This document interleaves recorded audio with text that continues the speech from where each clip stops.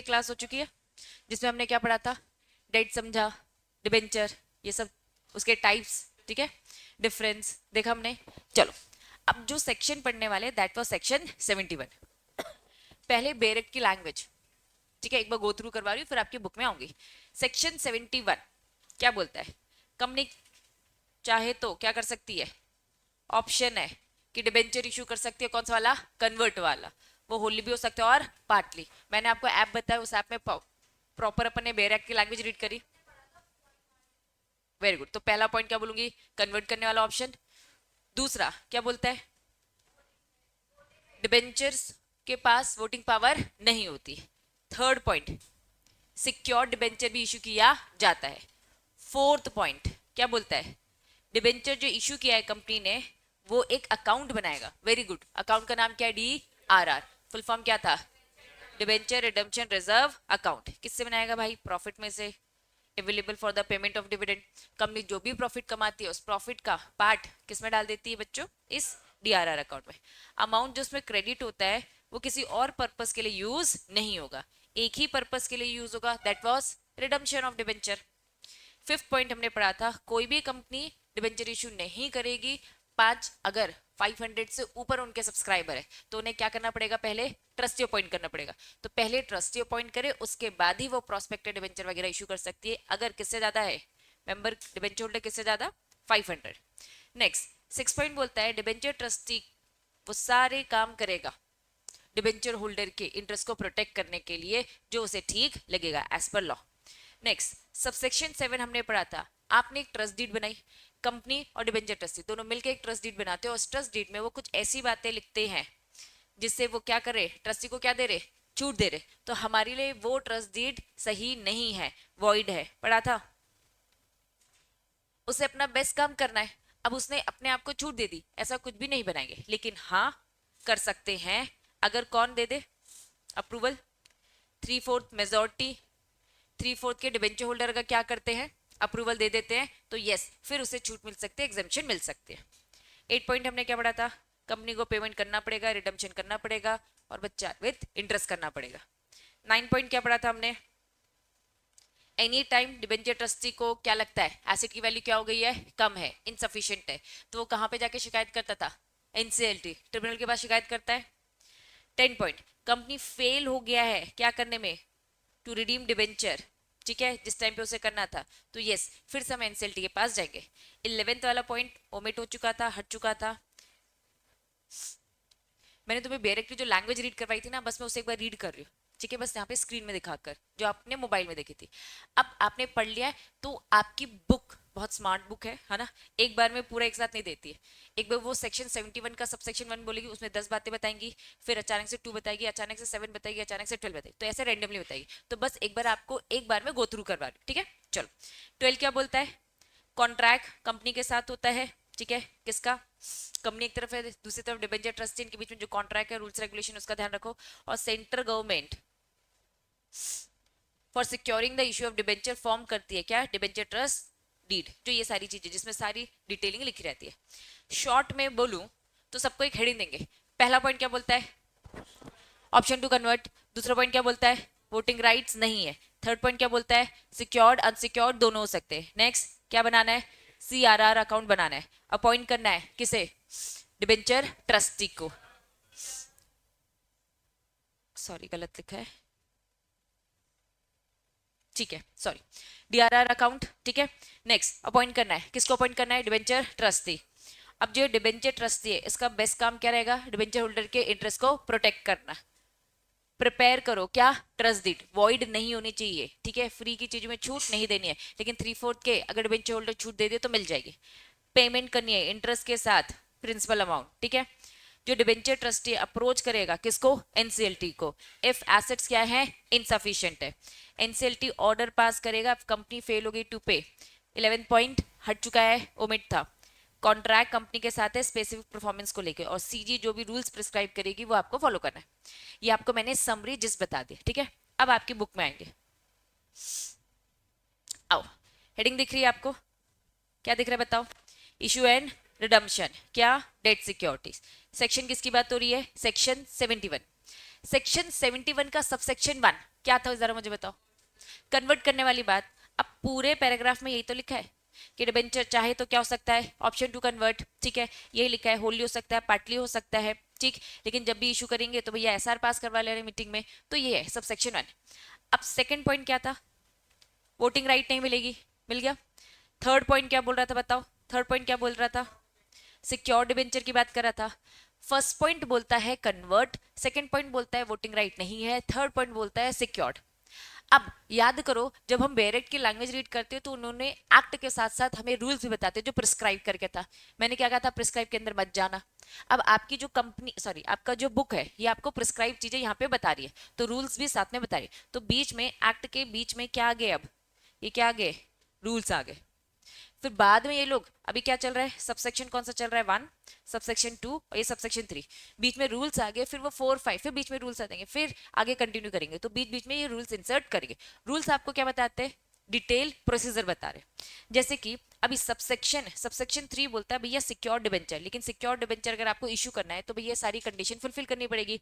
पहली कंडीशन क्या लिखा है भाई, रिडम्पशन क्लॉज। अगर आप सिक्योर डिबेंचर इशू कर रहे हैं तो मैक्सिमम इसका ड्यूरेशन कितना होगा, 10 साल, 10 साल से ज्यादा नहीं। प्रेफरेंस शेयर्स में पहुंचो, प्रेफरेंस शेयर इशू करते थे, उसका भी रिडम्पशन होता था, तो मैक्सिमम ड्यूरेशन क्या होता था, 20 साल होता था, और इंफ्रास्ट्रक्चर केस में 30 साल हो जाता था, ठीक है। तो उससे इससे आप कंफ्यूज नहीं होंगे। अभी हम क्या पढ़ रहे हैं, डिबेंचर। डिबेंचर मैक्सिमम सिक्योर्ड वाले आप कितने साल तक यूज कर सकते हैं, 10। लेकिन इसमें भी एक्सेप्शन है, 30 years वाला भी है, लेकिन 30 years वाला किसके लिए, क्या लिखा है, इंफ्रास्ट्रक्चर प्रोजेक्ट। उन्होंने बस एक इंफ्रास्ट्रक्चर बोला था, अब यहाँ पे उन्होंने एक इंफ्रास्ट्रक्चर प्रोजेक्ट बोला, दूसरा क्या बोला, infrastructure finance company as per RBI के डायरेक्शन 2007 के अकॉर्डिंग। फिर से इंफ्रास्ट्रक्चर रीड करो, इंफ्रास्ट्रक्चर डेट फंड, एनबीएफसी बोल सकती हूँ, नॉन बैंकिंग फाइनेंशियल कंपनी, लेकिन कौन से वाले आरबीआई के डायरेक्शन 2011। समय समय पे आरबीआई अपने डायरेक्शन देती रहती है, उस डायरेक्शन के हिसाब से उन्होंने बोला है। और फिर फाइनली उन्होंने बोला वो सारी की सारी कंपनी जिन्हें सेंट्रल गवर्नमेंट ने आरबीआई ने परमिशन दे दी। तो टोटल 4 कंपनीज है, इन 4 कंपनीज को क्या बोला, आप चाहो तो 10 की जगह कितने साल वाला इशू कर सकते हो, 30 years वाला। पहला वो कंपनी जो क्या काम करिए, इंफ्रास्ट्रक्चर प्रोजेक्ट। चलो इंफ्रास्ट्रक्चर का मतलब मुझे बताओ क्या होता है, बिल्डिंग्स बना रहे हैं, रोड्स बना रही है, ब्रिज बना रही है, वेरी गुड, नेशनल हाईवे बना रही है, ठीक है। अब तुमने टावर्स देखोगे इलेक्ट्रिक वाले, वो सब क्या है, जो भी इंफ्रास्ट्रक्चर आपके देश के इंफ्रास्ट्रक्चर का पार्ट है वो सारा। तो कोई भी कंपनी कौन सा काम कर रही है, इंफ्रास्ट्रक्चर प्रोजेक्ट्स में काम कर रही है, उनको बोले भाई आपको 10 की जगह हम 30 अलाउ कर देंगे। रुक जाओ बच्चा भाई, next second point third point दोनों सिमिलर लग रहे, लेकिन सेकंड पॉइंट एक बार रीड करो, इंफ्रास्ट्रक्चर फाइनेंस कंपनी। ये कंपनी है जो इंफ्रास्ट्रक्चर का जो प्रोजेक्ट कर रही है उन्हें फाइनेंस देती है, लोन देती है, ठीक है, लेकिन एज पर डायरेक्शन 2007 के हिसाब से। फिर उन्होंने बोला इंफ्रास्ट्रक्चर, लेकिन क्या देती है, डेट फंड, लेकिन ये क्या है, एनबीएफसी, लेकिन डायरेक्शन किसके अकॉर्डिंग, 11 के अकॉर्डिंग, मतलब समय समय पे जो डायरेक्शन दिया उसके अकॉर्डिंग बोलो। और फाइनली फोर्थ वाला पॉइंट क्या बोलता है, जिसे कौन, सीजी और आरबीआई डिसाइड कर दे, नोटिफाई कर दे भैया ये 30 साल वाला इशू कर सकते हैं, तो वो भी कर सकते हैं। 4 पॉइंट याद रहेंगे, प्रेफरेंस में एक ही था, ठीक है, यहाँ पे आपको 4 बातें दिखेंगी। चले, फिर उन्होंने बोला भैया अपॉइंट करो ना, किसको, डिबेंचर ट्रस्टी को। कुछ अभी हमने पढ़ा था कि भाई आप इशू नहीं लेकर आ पाओगे डिबेंचर का जब तक आप किसी ने अपॉइंट करो डिबेंचर ट्रस्टी, लेकिन कंडीशन क्या थी, कितने से ज्यादा, 500 से ज्यादा, मतलब 500 से कम है तो आपके पास क्या है, ऑप्शन है, ठीक है। चलो, अपॉइंट करेंगे डिबेंचर ट्रस्टी, एग्जीक्यूट करेंगे उसके साथ क्या, डीड। अब यही बात वो एक्सप्लेन कर रहे, कब आपको अपॉइंट करना है। साफ इन्होंने बोला भैया प्रोस्पेक्टस ये सारी चीजें इशू कर रहे हैं, not later than 60 days after the allotment of the debenture, execute debenture trustee deed. कुल मिलाकर यहां इन्होंने बोला कंपनी अपॉइंट करेगी ट्रस्टी को, कब कब करेगी, बिफोर द इशू। हेडिंग पढ़ो, हेडिंग में 2 बातें, पहली बात क्या लिखी है, अपॉइंट करो, दूसरी बात क्या बोलिए, उसके साथ क्या बनाओ, डीड। अपॉइंट कब करेंगे, बिफोर, किसके बिफोर, इशू लाने से पहले, इशू लाने से पहले मतलब डिबेंचर नहीं लेकर आ जाना है, पहले आप क्या करोगे, ट्रस्टी अपॉइंट करोगे। इस मीटिंग में पहले मैं ट्रस्टी अपॉइंट करूंगी और कल से मैं इशू की प्रोसेस करूंगी। अब उसके साथ डीड बनाना है, डीड में क्या लिखा होगा कि हमारी कंपनी के ये सारे क्या है, डिबेंचर होल्डर्स है, इनके ही इंटरेस्ट को आपको प्रोटेक्ट करना है। तो पहले अलॉटमेंट हो जाए 60 डेज, 60 डेज कहां से, after the allotment of debenture, तुम सब मेरे कंपनी के डिबेंचर होल्डर बन चुके हो, मैंने तुम्हें अलॉट कर दिया, अब यहाँ से 60 डेज के अंदर अंदर डीड एग्जीक्यूट हो जानी चाहिए, डीड बन जानी चाहिए। अपॉइंटमेंट आज होगा तुम मेरे कंपनी के मेंबर्स, ठीक है, हम डिबेंचर लेके आ रहे हो तो पहले ट्रस्टी अपॉइंट किया, फिर डिबेंचर इशू किया, बाहर के लोग आ गए, फिर जब बाहर के लोग आ गए डिसाइड हो गया अलॉटमेंट हो गया, वहां से 60 डेज के अंदर आपको डीड भी बना देनी है। अपॉइंटमेंट कब होगा और डीड कब बनेगी, क्लैरिटी है। चलिए फिर क्या करना था, कुछ गिरवी रखना है, सिक्योर करना है, चार्ज क्रिएट करना है, सिक्योर्ड हो भाई, ठीक है। अब यहाँ पे उन्होंने इसके रूल्स डिटेल में बताया कि भैया जब भी आप क्या करोगे, इस टाइप के सिक्योर्ड वाले करोगे तो भैया क्रिएट करो charge on the property of the asset. अब कंपनी की मर्जी कि कंपनी को अपने एसेट्स में चार्ज क्रिएट करना है या फिर किस में करना है, सब्सिडीज में, होल्डिंग में, एसोसिएट, अब वो कंपनी की मर्जी जो उन्हें ठीक लगे रिपेमेंट के लिए with the interest, clarity. Next फिर उन्होंने रूल्स बताए। अब ये सारी चीजें डिटेल में मूवेबल प्रॉपर्टी किसको क्या करना है ये सारी चीजों की बात करें तो इसे एक बार वन रीड करेंगे, ठीक है। ये बीच के रूल्स है, पढ़ क्या रहे। सबसेक्शन 1 बोलता है कन्वर्ट, सबसेक्शन 2 बोलता है वोटिंग राइट नहीं, और थर्ड क्या बोलता है, सिक्योर्ड। अब इन्होंने डिटेल में बता दिया, भैया हम पूरी डिटेल बता रहे, सिक्योर्ड करे तो 10 साल से ज्यादा नहीं, 30 साल वाला भी अलाउ कर देंगे 4 लोगों को। फिर कब अपॉइंट करना है, पहले अपॉइंट करो बाद में इशू लेके आओ। फिर डीड कब बनानी है, अलॉटमेंट के बाद। हम आपको मैक्सिमम 60 डेज का समय दे रहे हैं, भैया तुरंत 10 दिन में कर दो आपकी मर्जी, 60 दिन से ज्यादा टाइम नहीं लगना चाहिए। फिर उन्होंने कहा सिक्योरिटी क्रिएट करेंगे, और सिक्योरिटी क्रिएट करने में डिटेलिंग है तो वो एक बार आप खुद से वन रीड करेंगे। क्रिएशन ऑफ सिक्योरिटी इंटरेस्ट का मीनिंग ही बता रहे हैं कि भैया प्रॉपर्टी को क्या करे, मॉर्गेज गिरवी रख रहे हैं, दैट्स इट, क्लैरिटी है। अब इन्होंने कहा कि हम पूरी प्रोसेस बताएंगे, भूल गए सेक्शन बताना, अभी सेक्शन सबसेक्शन 1 2 3 4 5 भी तो है, कितने तक है। अब बीच में ये लोग कहानी लेकर आ गए कि भाई तुम क्या करने वाले हो, सिक्योरिटी क्रिएट करने वाले हो, तो एक रजिस्टर्ड वैल्यू याद आ रहा है, कौन था रजिस्टर्ड वैल्यू, वैल्यूएशन करता है कि भैया कितने के डिबेंचर लेकर आ रहे हो, और उस डिबेंचर को इशू करने के बाद कौन सी प्रॉपर्टी है जो गिरवी रखने वाले हो, उस प्रॉपर्टी की वैल्यू देख ले, पता चला डिबेंचर इशू के 1 करोड़ के, प्रॉपर्टी 10 लाख की है, तो गलत है भाई, कल को बेचेंगे तो क्या रिकवर हो पाएगा, नहीं। तो प्लीज हमें रिपोर्ट चाहिए, obtain valuation report from the register value. अब भाई मीटिंग कराओ, किसकी मीटिंग कराओ, प्रोसेस पढ़ रहे, क्या पढ़ रहे हैं, प्रोसेस, किस चीज की प्रोसेस, डिबेंचर इशू करने की। पहले वैल्यूएशन रिपोर्ट ले लेंगे किससे, रजिस्टर वैल्यू से।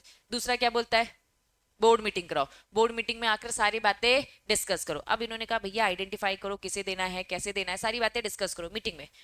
फिर अगर आप कंपनी, आपकी कंपनी कौन सी है, पब्लिक कंपनी है, तो भाई बोर्ड रेजोल्यूशन आपने पास किया है तो भाई आरओसी को ये बात बता दो। आरओसी को कोई भी रेजोल्यूशन के बारे में बताओगे तो भैया फॉर्म कौन सा आता है, एमजीटी 14। वैसे तो साफ बोला एसआर है, एमजीटी 14। बोर्ड की भी बात बताओ और फिर एक्स्ट्रा ऑर्डिनरी जनरल मीटिंग कराओ, उसमें एसआर पास कराओ और फिर एमजीटी 14। मतलब आप पहले वैल्यूएशन रिपोर्ट लोगे, बोर्ड मीटिंग कराओगे, फिर क्या कराओगे, जनरल मीटिंग में एसआर पास कराओगे, अलग से एक अकाउंट ओपन करो, अकाउंट का नाम क्या है, ओपन दी सेपरेट बैंक अकाउंट, कहाँ, एक शेड्यूल बैंक में, और उसमें क्या रखोगे, पूरे पैसे संभाल के रखो जो भी पैसे मिले आपको।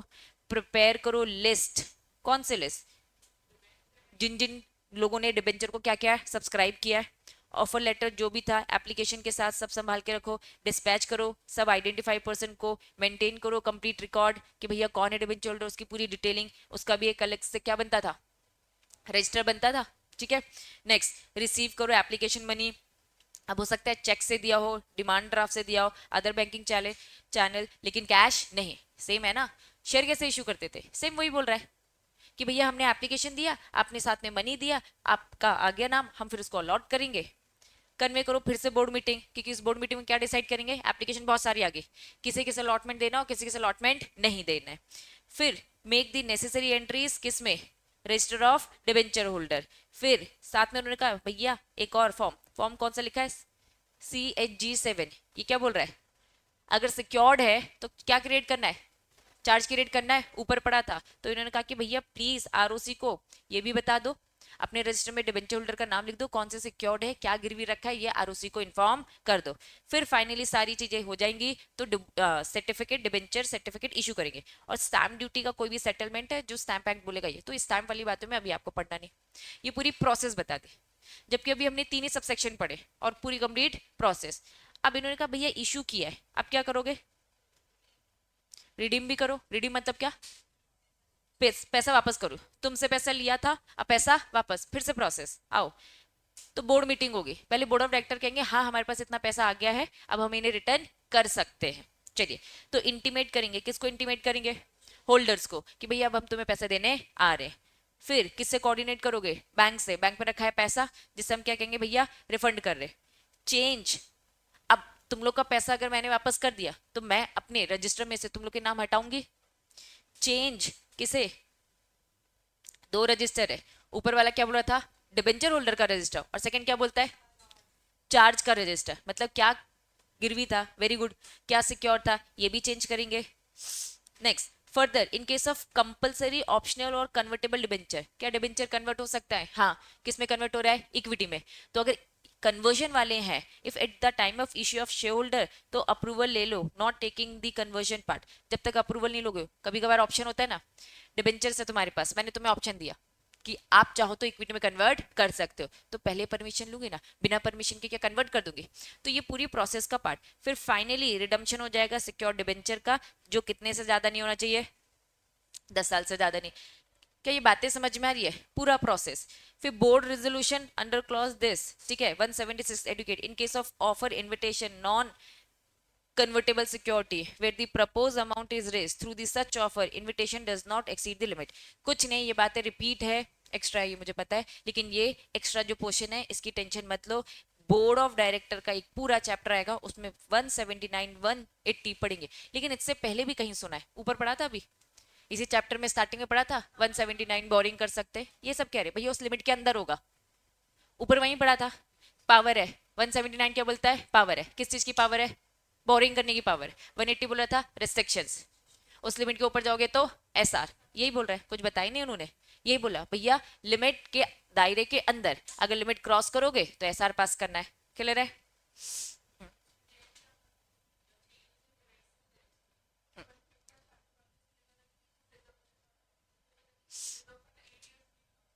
Very good, very very very good. क्या ये बातें याद आ रही है? हमें प्रिजर्व तो करके रखना है। इन्होंने कहा अपने करंट जो रजिस्टर है, इस रजिस्टर में चेंजेस कर दो, उसे नाम कट कर कर उसे हटा दो, और नया नया नाम जो भी आएगा उसे इंसर्ट करना है। लेकिन वो जो पेपर है उसे संभाल के रखना है, उसे संभाल के रखना है। आपको ये पता होना चाहिए ये नया रजिस्टर और ये क्या है? पुराना। पुराना फेंकना नहीं है, कटा हुआ नाम भी रखा होना चाहिए। ऐसे नाम ऐसे काटते नहीं है, ऐसे लिख दिया जाता है कि भैया ये खत्म हो चुका है, ये डिबेंचर का हम पेमेंट कर चुके हैं। वो ओल्ड पिछले कब तक संभाल के रखना पड़ेगा? 8 साल तक संभाल के रखो। मतलब जैसे नए नए रजिस्टर आते रहते हैं ना, ठीक है, तो नए में नए लोगों का नाम लिखा होगा, पुराना वाला संभाल के कहीं कोने में स्टोर करके रखा होगा। हाँ, आफ्टर रिडम्पशन स्टोर करना होता है। नहीं नहीं, ये बस बोलने वाली बात है, मैंने बस ऐसा समझाने के लिए बोला है ना, ऐसे नाम कट नहीं होता है, ठीक है। प्रॉपर फॉर एग्जाम्पल ये ए है, बी है, सी है, इसमें ऐसे लिख दिया जाता है ये ओल्ड है, ठीक है, डेट लिखी जाती है, पेड हो चुका है, इसे रिडीम हो चुका है, तो प्रॉपर डेट के साथ। ऐसे नाम ऐसे कट नहीं करते, ये तो बस मैं बता रही हूँ कि नाम हटना है, वो होना है, तो प्रॉपर इसमें डिटेलिंग लिखी होगी, कितनी तारीख को पे किया, कितना पे किया, किस तरीके से पे किया, कैश में किया, ऑनलाइन किया, ये सारी डिटेलिंग होती है। तो इससे ये हाईलाइट हो जाता है कि भैया ये पेड हो चुका है, और इसे संभाल के रखना। जैसे जैसे रजिस्टर पुराने होते जाएंगे, अब इसी के आगे रजिस्टर है ना, इसी के आगे पेज पलटते जाएंगे, तो फर्स्ट पेज में पुराने पुराने नाम देते जाएंगे, फिर इसे संभाल के रखो, नया रजिस्टर आ गया उसमें नए लोगों का नाम होता जाएगा। तो ऐसे सिंगल ऐसे कट नहीं होता, बस बोलने वाली बात है, क्लैरिटी है, डिटेलिंग होती है उसमें, ठीक। हाँ बेटा, अब देखो उन्होंने क्या लिखा है, हो सकता है डिबेंचर के अलग अलग टाइप है। क्या हमने अलग अलग टाइप पढ़े? एक टाइप पढ़ा है कंपलसरी इक्विटी में होगा, दूसरा क्या पढ़ा है? ऑप्शनल है। अगर ऑप्शनल है तो क्या करना पड़ेगा? पूछना पड़ेगा कि भाई ऑप्शन दिया था ना, तो पूछो। फिर क्या लिखा है? If at any time issued, तो साफ लिखा है approval was not taking for the conversion part, then approval of the share is necessary. वही बात लिखी, भैया नहीं लिया तो ले लो, बिना लिया आप किसी को कन्वर्ट नहीं कर सकते। क्लियर है? चलो नेक्स्ट, सबसेक्शन 1 पढ़ा था, क्या बोलता है सबसेक्शन 1? कन्वर्जन, अलग से अब हेडिंग दे रहे हैं ये लोग, रिपीट है। क्या बोल रहा है? Conversion of debenture into share, subsection 1, वही डिटेलिंग बता रहे, रिपीट, आगे बढ़ो। अब आ जाओ सबसेक्शन 4। सबसेक्शन 4 बोलता है भैया डीआरआर अकाउंट खोलना है। क्या होता है ये DRR account? Debenture redemption reserve, जिसमें हम रिजर्व करके रखते हैं। सबसे पहले आपकी बुक आपको मीनिंग बता रही है कि भैया डीआरआर फंड जो होता है maintain by the company, ensure करता है ताकि जो डिफॉल्ट का रिस्क है वो क्या हो जाए? कम हो जाए, मिनिमाइज हो जाए, ठीक है। Ensure the availability of the funds, ठीक है। डीआरआर टू कंपोनेंट्स, इसमें क्या करते हैं, प्रॉफिट का एक पोर्शन डालते हैं, प्रॉफिट का एक पोर्शन डालते हैं। द सेकंड, ये एक तरीके से क्या होता है, इसमें रखा पैसा हम कहीं इन्वेस्टमेंट में भी डालेंगे। अब 10 साल के बाद पेमेंट करनी है, तो तुम्हें क्या लगता है बैंक के अकाउंट में बस पड़ा होगा? आप चाहो तो बैंक अकाउंट में डाल सकते हो, आप चाहो तो कहीं मार्केट में इन्वेस्ट कर सकते हो, क्योंकि आपको बस प्रिंसिपल अमाउंट नहीं देना, विद इंटरेस्ट देना है। तो भाई रखे हुए पैसे को क्या करो, कहीं ना कहीं इन्वेस्ट करो, यूटिलाइज करो। बात समझ में आई? तो क्या बोला इन्होंने, दो बातें। पहली बात क्या बोला, प्रॉफिट में से पैसा इसमें डालते और इसमें रखा हुआ पैसा आप इन्वेस्टमेंट के लिए भी यूज कर सकते। क्लियर है? चलो, पर्सनली लाइबल हो जाएगी, यस। अभी भी कंपनी पर्सनली लाइबल है, कंपनी की ही बैलेंस शीट से निकाल रहे हैं, लेकिन उन्होंने कहा भैया पैसा बस अकाउंट में रखो, नहीं आप चाहो तो इन्वेस्ट कर लो, लेकिन हाँ इन्वेस्टमेंट में रिस्क तो होगा, लॉस भी हो सकता है, सोच समझ के करना, ठीक? हाँ,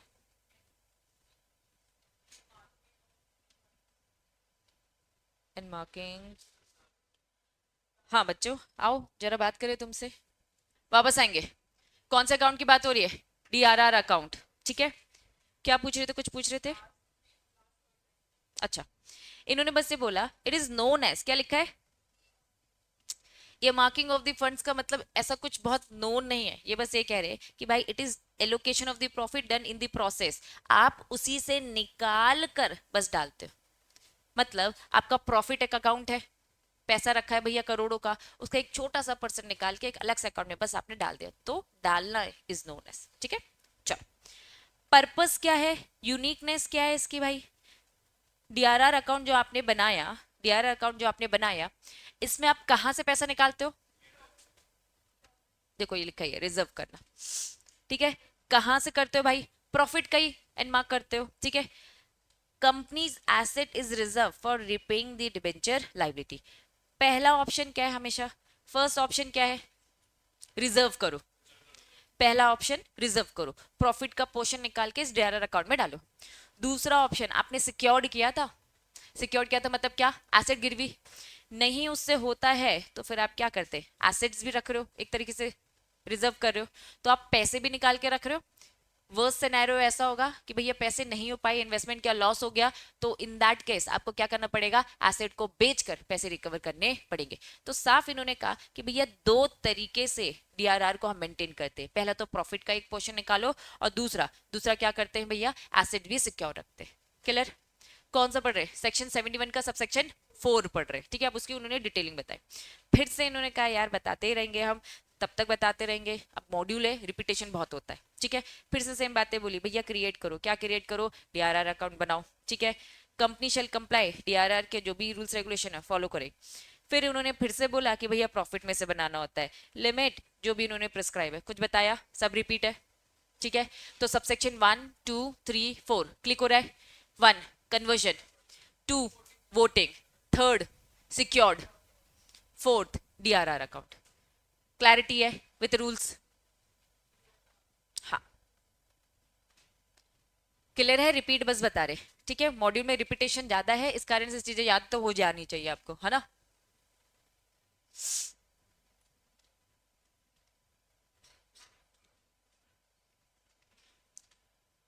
चलिए, अब मुझे हेडिंग बताओ क्या लिखा है,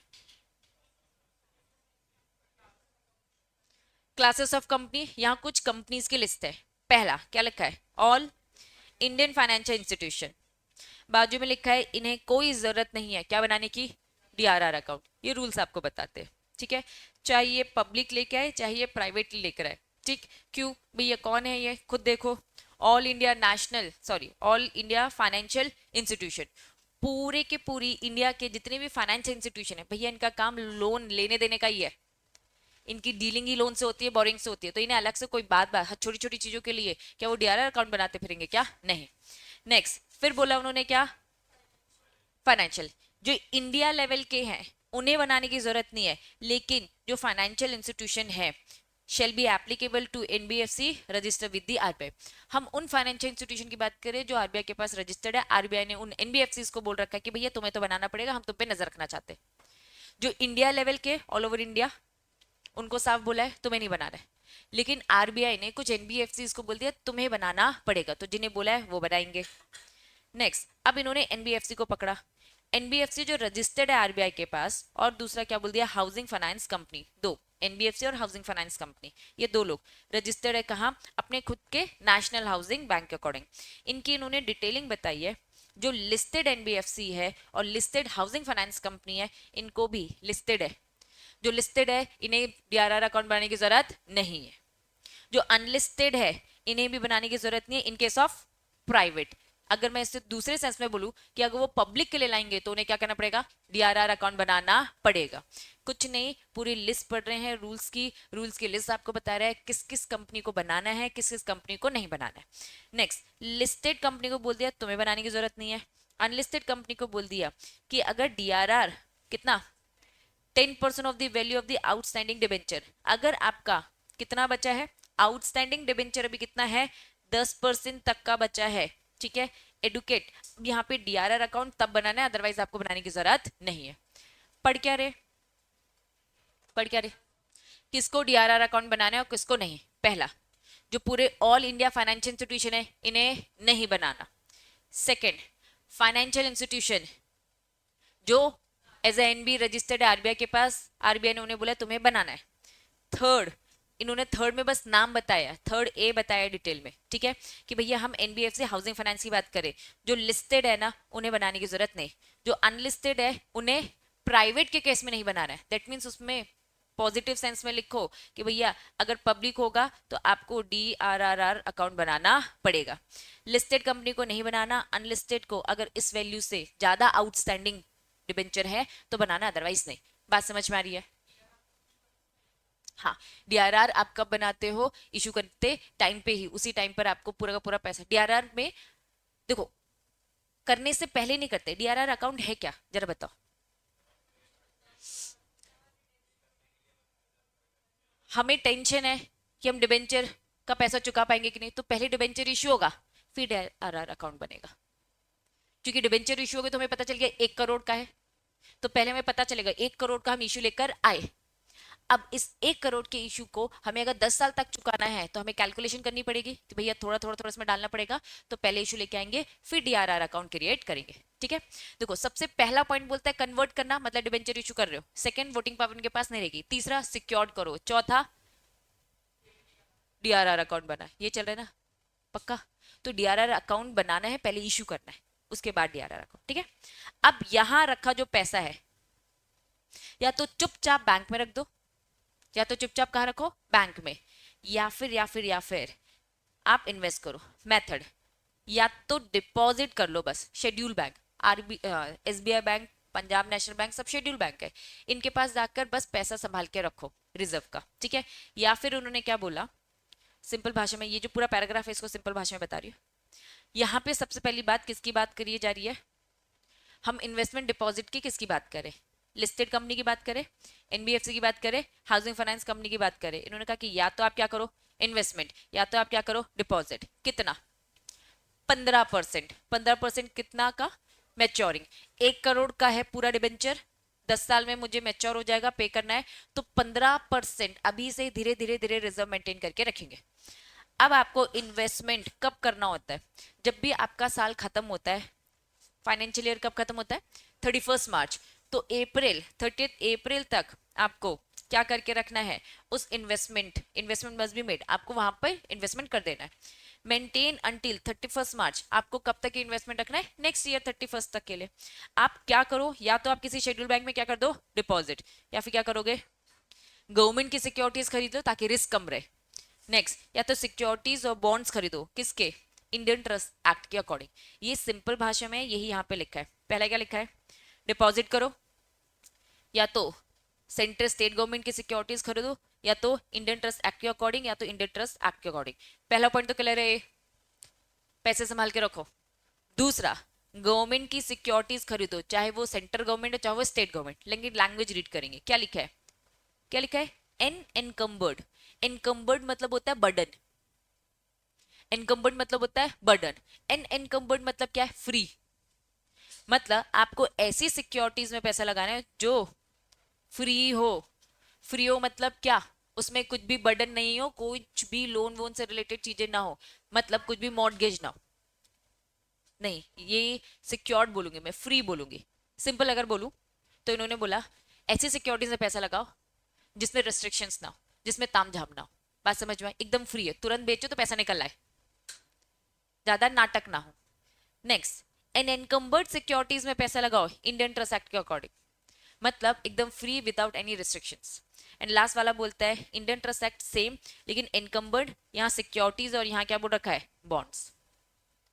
तो मतलब पहला बोला डिपॉजिट करो, बाकी तीन में से बी वाला पॉइंट बोलता है सेंटर या स्टेट गवर्नमेंट की ऐसी सिक्योरिटीज खरीदो जो फ्री हो, और सी और डी बोलता है इंडियन ट्रस्ट एक्ट के अकॉर्डिंग ऐसी सिक्योरिटीज, पहला वाला बोलता है सिक्योरिटीज खरीदो जो फ्री हो, और ऐसे बॉन्ड्स खरीदो जो क्या हो, फ्री हो। बात समझ में आ गई? पक्का? पहला बैंक में, दूसरा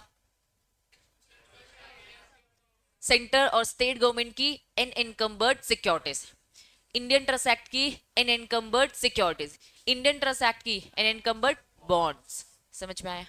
पक्का? चलो, फिर उन्होंने बोला creation of DRR in case of partly convertible debenture.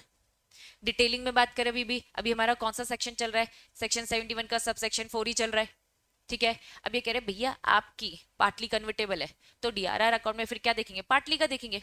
Partly अगर इक्विटी में कन्वर्ट होने वाली है तो पूरा तो पैसा देना नहीं है। मैंने 1 करोड़ डिबेंचर इशू किया लेकिन ये पार्टली कन्वर्टेबल था, मतलब मुझे चुकाने पूरे 1 करोड़ है कि 50 लाख, 50 लाख। तो मुझे फिर टेंशन किसकी लेनी है, 50 देने की टेंशन लेनी है ना, क्योंकि बाकी 50 तो इक्विटी दूंगी, पैसा तो मुझे देना ही नहीं है, ठीक है। तो ये लिखा है क्रिएटेड नॉन कन्वर्टेबल पोर्शन, आपको किसके लिए डीआरआर अकाउंट बनाना पड़ेगा, जो पोर्शन कन्वर्ट नहीं होगा, क्योंकि टेंशन मुझे 1 करोड़ की नहीं, अब टेंशन मुझे 50 की होनी चाहिए, 50 लाख जो पे करना है। अब इसका पैसा utilise not use any purpose, किसी पर्पज के लिए यूज कर सकते हो क्या, एक ही पर्पज के लिए यूज होगा, वो क्या, इसमें रखा पैसा रिडम्पशन के लिए यूज होगा, ठीक है।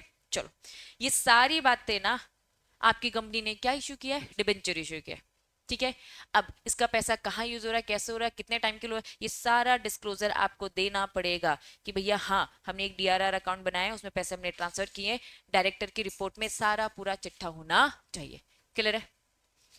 कौन कौन सा सेक्शन, सेक्शन 71 का 1 2 3 4 क्लिक है? पक्का? अब यहाँ पे केसेस है तो जो भी हमने पढ़ा उससे रिलेटेड टोटल कितने केस दिख रहे हैं, 3 केस। पहला केस, जो आपने अकाउंट बनाया है, अकाउंट का नाम है डीआरआर अकाउंट, किससे बनाते हैं, एनुअल प्रॉफिट में से बनाते हैं। अंटिल डिबेंचर्स आर रिडीम, तब तक आप ये करते जाओगे जब तक क्या ना हो जाए, रिपेमेंट ना हो जाए। पहला केस का कंक्लूजन। दूसरा, ये टिपिकल कोई रिजर्व नहीं है, बट हम क्या करते हैं, प्रॉफिट का एक पोर्शन जाके इस रिजर्व में डालते हैं। नेक्स्ट केस क्या बोलता है, लेबलिंग समथिंग डीआरआर, किसी भी अकाउंट का नाम आपने डीआरआर दे दिया, does not make it's true reserve, इसका मतलब ये नहीं कि वो रिजर्व बन गया, it is just a provision for the known liability. हमने ये जो रिजर्व बनाया है, रिजर्व का हमारा पर्पस क्या है कि 10 साल बाद आने वाली जो लाइबिलिटी है उसे उसे थोड़ा रिस्क फ्री करना, डिफॉल्ट के चांसेस थोड़े कम करना। तो इसीलिए हमने ये नोन लाइबिलिटी, हमें मालूम है कि ये सर पे हमारी उधारी है, तो उसके लिए हम अभी से है ना क्या करके चल रहे हैं, प्लान करके चल रहे हैं। क्लैरिटी जो भी अभी हमने पढ़ा, ठीक। चलिए, कौन सा सबसेक्शन आ गया, 5। 5 क्या बोलता है, भैया ट्रस्टी को अपॉइंट करो और उसके साथ क्या करो, डीड बनाओ। ट्रस्टी को कब अपॉइंट करना है, वेरी गुड, जब 500 डिबेंचर होल्डर से ऊपर हो जाएंगे तो करना है, ठीक है। अब पहले ट्रस्टी अपॉइंट करना है, फिर इशू लेकर आना है, उसके साथ डीड कब बनाना है, अलॉटमेंट कर दो वहां से 60 डेज के अंदर अंदर। तो यही बात उन्होंने लिखी है। कोई भी कंपनी वही 500 वाली सब्सक्राइबर रीड नहीं करूंगी क्योंकि अब कर चुकी पहले ही। कब अपॉइंट करना है, कब अपॉइंट करना है भाई, इन्होंने कहा कि पहले अपॉइंट कर लेना, बिफोर लिखा है ना प्रॉपर, कंपनी बिफोर पहले अपॉइंट करेगी, उसके बाद इशू लेकर आएगी। लेकिन जब अपॉइंट करेंगे तो प्लीज सामने वाले का क्या ले लो, रिटर्न कंसर्न ले लो। कल को कुछ लफड़ा हो जाए तो ट्रस्टी बोलेगा मुझे जबरदस्ती बनाया था, फिर कंपनी कहेगी ये तुमने ही साइन करके दिया था ना। तो रिटर्न कंसर्न तो हमेशा ले लेना। जैसे तुम सीएस हो, तुम किसी कंपनी को ज्वाइन करेंगे तो तुम्हारी भी रिटर्न कंसर्न होगी उसमें, नहीं तो तुम कहोगे जबरदस्ती इन लोगों ने मेरा नाम डाल के रखा है, मैं तो देखो कभी ऑफिस भी नहीं आता हूँ, मैं नहीं हूँ उस कंपनी का सीएस, तो कहेंगे लो साइन है तुम्हारा, रिटर्न कंसर्न, ठीक है। चलो, तो कब अपॉइंट करना है, इशू से पहले, बिफोर, और उसके साथ जब आप इनको अपॉइंट करेंगे तो रिटर्न कंसर्न ले लेना। इंपॉर्टेंट, क्या लिखा है हेडिंग, कुछ लिस्ट है, इन लोगों को हम डिबेंचर ट्रस्टी नहीं बनाएंगे, मतलब अपॉइंट करते वक्त ये नेगेटिव लिस्ट है। अपॉइंट करते वक्त देखना ये ट्रस्टी इन सारी लिस्ट में तो नहीं आ रहा, अगर वो इन सारी लिस्ट में आ रहा है तो वो ट्रस्टी नहीं बन सकता। पहला पॉइंट क्या बोलता है भैया, शेयर होल्ड करके बैठा है तो कंपनी कंपनी से वो रिलेटेड आ रहा है, याद रखना वो एकदम इंडिपेंडेंट होना चाहिए, कहीं से भी कोई भी रिलेशन आएगा तो ट्रस्टी नहीं बनेगा। ट्रस्टी का काम बताओ, डिबेंचर होल्डर के इंटरेस्ट को प्रोटेक्ट करना, ठीक है। तो भैया तुम्हारा अगर कहीं से कंपनी से रिलेशन आएगा तो तुम ज्यादा सगे कंपनी को हो जाओगे, डिबेंचर के इंटरेस्ट को प्रोटेक्ट नहीं करोगे। तो तुम अगर शेयर होल्ड करके बैठे हो तो तुम डिबेंचर ट्रस्टी बनने के लिए एलिजिबल नहीं हो। दूसरा, तुम कंपनी के क्या हो, प्रमोटर, डायरेक्टर, केएमपी। बनाना ही था तो हमने कंपनी के डायरेक्टर को ट्रस्टी बना दिया, भाई तू ख्याल रखना। कैसे कर रखेगा, वो तो कंपनी का ज्यादा सगा होगा, हम तो भरोसा कर ही नहीं सकते। तो प्रमोटर, डायरेक्टर, केएमपी और any officer employ of the company, चाहे वो अभी होल्डिंग कंपनी का हो, सब्सिडरी का हो, एसोसिएट का, हम इन्हें ट्रस्टी नहीं बनने देंगे। तो नेगेटिव लिस्ट पहला, दूसरा क्लियर है। लॉजिक समझ में आ रहा है क्यों मना किया जा रहा है, क्योंकि भाई आप डिबेंचर के इंटरेस्ट के लिए सोच ही नहीं पाओगे। नेक्स्ट क्या बोला, कंपनी से कुछ पैसे देती है, मतलब इसका और कंपनी का कुछ बहुत पुराना काम चला रहा है। इन्होंने कहा भैया हम उसकी बात नहीं कर रहे जो अभी डिबेंचर ट्रस्टी, तुम डिबेंचर ट्रस्टी का रोल प्ले करो, फीस तो मिलेगी, रेम्यूनरेशन तो मिलेगा। इस पैसे को छोड़कर अदर देन भी कंपनी आपको किसी और काम के लिए पैसे देती हो, मतलब तुम कंपनी से क्या हो, लिंक में हो, रिलेटेड हो, तो कोई दूसरी पेमेंट आपको नहीं मिलनी चाहिए ये वाली पेमेंट को छोड़कर। नेक्स्ट, आपने कंपनी को उधारी दी है तो रिलेटेड नहीं कर रहे हो, किसको उधारी दी है, कंपनी को, या फिर कंपनी की सब्सिडरी को, या तो होल्डिंग को, एसोसिएट को, या फिर होल्डिंग कंपनी की दूसरी सब्सिडरी को। भाई तुम तो उधार दे के बैठे हो, तुम तो ज्यादा सगे निकल रहे हो कंपनी के। नेक्स्ट, क्या दे रखे है, कंपनी के बिहाफ में कहीं आपने गारंटी दे रखी है, तो भाई तुमने गारंटी दे रखी है तो तुम कंपनी से रिलेटेड हो। तो हम पढ़ रहे कहीं से कुछ भी उधार दिया, गारंटी दिया, कुछ और काम के लिए आपको पैसे मिल रहे तो आप एलिजिबल ही नहीं हो। आपका और कंपनी का कौन सा रिलेशन है, पेक्यूनरी मतलब मनी से रिलेटेड, वेरी गुड, मनी से रिलेटेड, पैसे से रिलेटेड, आपका कुछ लेना देना है। लेकिन उन्होंने बोला 2% और मोर, मतलब अगर आपका पैसा लेना देना कितने से, 2% से कम, तो आप एलिजिबल हो वापस। आपका और कंपनी का रिश्ता है पेक्यूनरी नेचर का, पैसे का लेन देन होता है, कितने परसेंट तक का, 2% और more of its gross turnover, total income, या फिर 50 lakh whichever is higher, ठीक है, सॉरी हायर अमाउंट जो भी प्रिस्क्राइब है, sorry whichever is lower, to immediate preceding financial year, पिछले 2 साल का, या फिर during the current financial year. हम पिछले 2 साल का देखेंगे और करंट ईयर का देखेंगे। जो ऊपर लिमिट दे रखी है उस लिमिट से अगर ऊपर आप निकलते हो तो आप एलिजिबल नहीं हो, उससे कम 1% निकलते हो, दूसरी सिचुएशन निकलती हो तो आप एलिजिबल हो जाओगे, क्योंकि 1% कुछ नहीं होता है। उन्होंने कहा भैया 2% तक में आओगे तो आपका रिश्ता थोड़ा पक्का है और आप ज्यादा कंपनी के सगे हो। और फाइनली लास्ट पॉइंट, क्या हो आप, रिलेटेड हो भाई, रिश्तेदार हो, किसके, प्रमोटर के, या फिर आपकी कंपनी में कोई काम करता है उसके रिश्तेदार हो, जो कि वो डायरेक्टर और केएमपी भी हो सकते। कुल मिलाकर कितने पॉइंट से, 1 2 3 4 5 6 7, ये पूरे जो 7 पॉइंट है ये आपको बताते हैं कि ये ट्रस्टी नहीं बनेंगे। लॉजिक सीधा सा इतना है, तुम्हें डिबेंचर होल्डर के इंटरेस्ट को देखना है, तुम इनके सगे अगर निकलोगे तो आप नहीं देख पाओगे। क्लियर, पक्का, हेडिंग बताओ। ये ट्रस्टी छोड़ के जा रहा है, 2 केस है टर्मिनेशन होने के, या तो वो खुद छोड़ देगा या तो कंपनी भी निकाल सकती है। सबसे पहला टर्म रेजिग्नेशन, रेजिग्नेशन में क्या होता है, ट्रस्टी खुद से रिजाइन कर रहा है, रिमूव, कंपनी निकाल रही है। चलो, इन्होंने कहा कैजुअल वैकेंसी आ गई, ट्रस्टी ऑफिस को छोड़ रहा है, कैसे छोड़ रहा है भाई, खुद से रिजाइन कर रहा है, उसका मन नहीं लग रहा है, रिजाइन कर रहा है, तो प्लीज आप कर सकते हो, छोड़ सकते हो, कोई दिक्कत नहीं है। दोबारा से इसकी जगह पे नए ट्रस्टी को लेकर आओ, लेकिन उस नए ट्रस्टी को लाने से पहले आपको क्या करना पड़ेगा, मेजोरिटी ऑफ जो भी डिबेंचर होल्डर उनसे पूछ लो, भैया आज तक जो तुम्हारा ट्रस्टी था वो मिस्टर ए था, अब ये ए छोड़ के जा रहा है, बी लेकर आ रहे, क्या हम इन्हें रख ले, उन्हें लगेगा कि हाँ बी काम का लग रहा है तो इसे रखेंगे, अदरवाइज नहीं। तो क्या वो खुद से छोड़ सकता है, रिजाइन कर सकता है, हाँ ठीक, उसकी जगह पे नया बंदा फिल करना पड़ेगा, हाँ एक बार डिबेंचर होल्डर की मेजोरिटी से डिसीजन। क्या मैं इसे ओआर बोल सकती हूँ, लेकिन डिबेंचर के केस में हम ओआर बोलेंगे नहीं, तो टर्म यही लिखना है, मेजोरिटी। नेक्स्ट, अब हुआ क्या, निकाला गया है, डिबेंचर ट्रस्टी में be remove before the expiry of his term. भैया उसका भी 5-6 महीने का ड्यूरेशन बचा था लेकिन उसका काम गड़बड़, उसको बोला था नजर रखो डिबेंचर होल्डर के इंटरेस्ट को, नहीं रखा, उसको निकाल रहे, निकाल सकते, लेकिन निकालने का तरीका क्या है? जो डिबेंचर होल्डर है ना उसके 3/4, नॉर्मल शेयर के केस में जो हम एसआर बोलते हैं, यहाँ उन्होंने बोला डिबेंचर होल्डर 3/4 को अगर ऐसा लगता है इसका काम गड़बड़ है तो वो उसे निकालेंगे। क्या मेजोरिटी से निकाल सकते हैं? मेजोरिटी से अपॉइंट करेंगे नए बंदे को, लेकिन जब निकाला जाएगा तो निकालते वक्त आपको कितने लोगों की कंसर्न चाहिए? एटलीस्ट 3/4 वैल्यू के डिबेंचर होल्डर जिनका पैसा भी आउटस्टैंडिंग है, रिडीम नहीं हुआ है। क्लियर? पक्का? हाँ बेटा बोलो।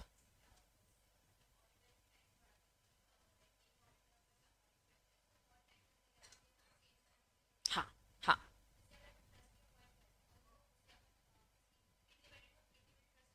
हम्म। हाँ रोटेशन होता है इसमें भी होता है। डीड में ड्यूरेशन लिखा रहता है, एक ड्यूरेशन के बाद आपको छोड़ना पड़ेगा, खत्म हो जाएगा। ठीक है, वेरी गुड। चलो नेक्स्ट हेडिंग क्या लिखा है? डिबेंचर ट्रस्टी की ड्यूटीज मत देखो, खुद से सोचो, इतना पढ़ लिया है।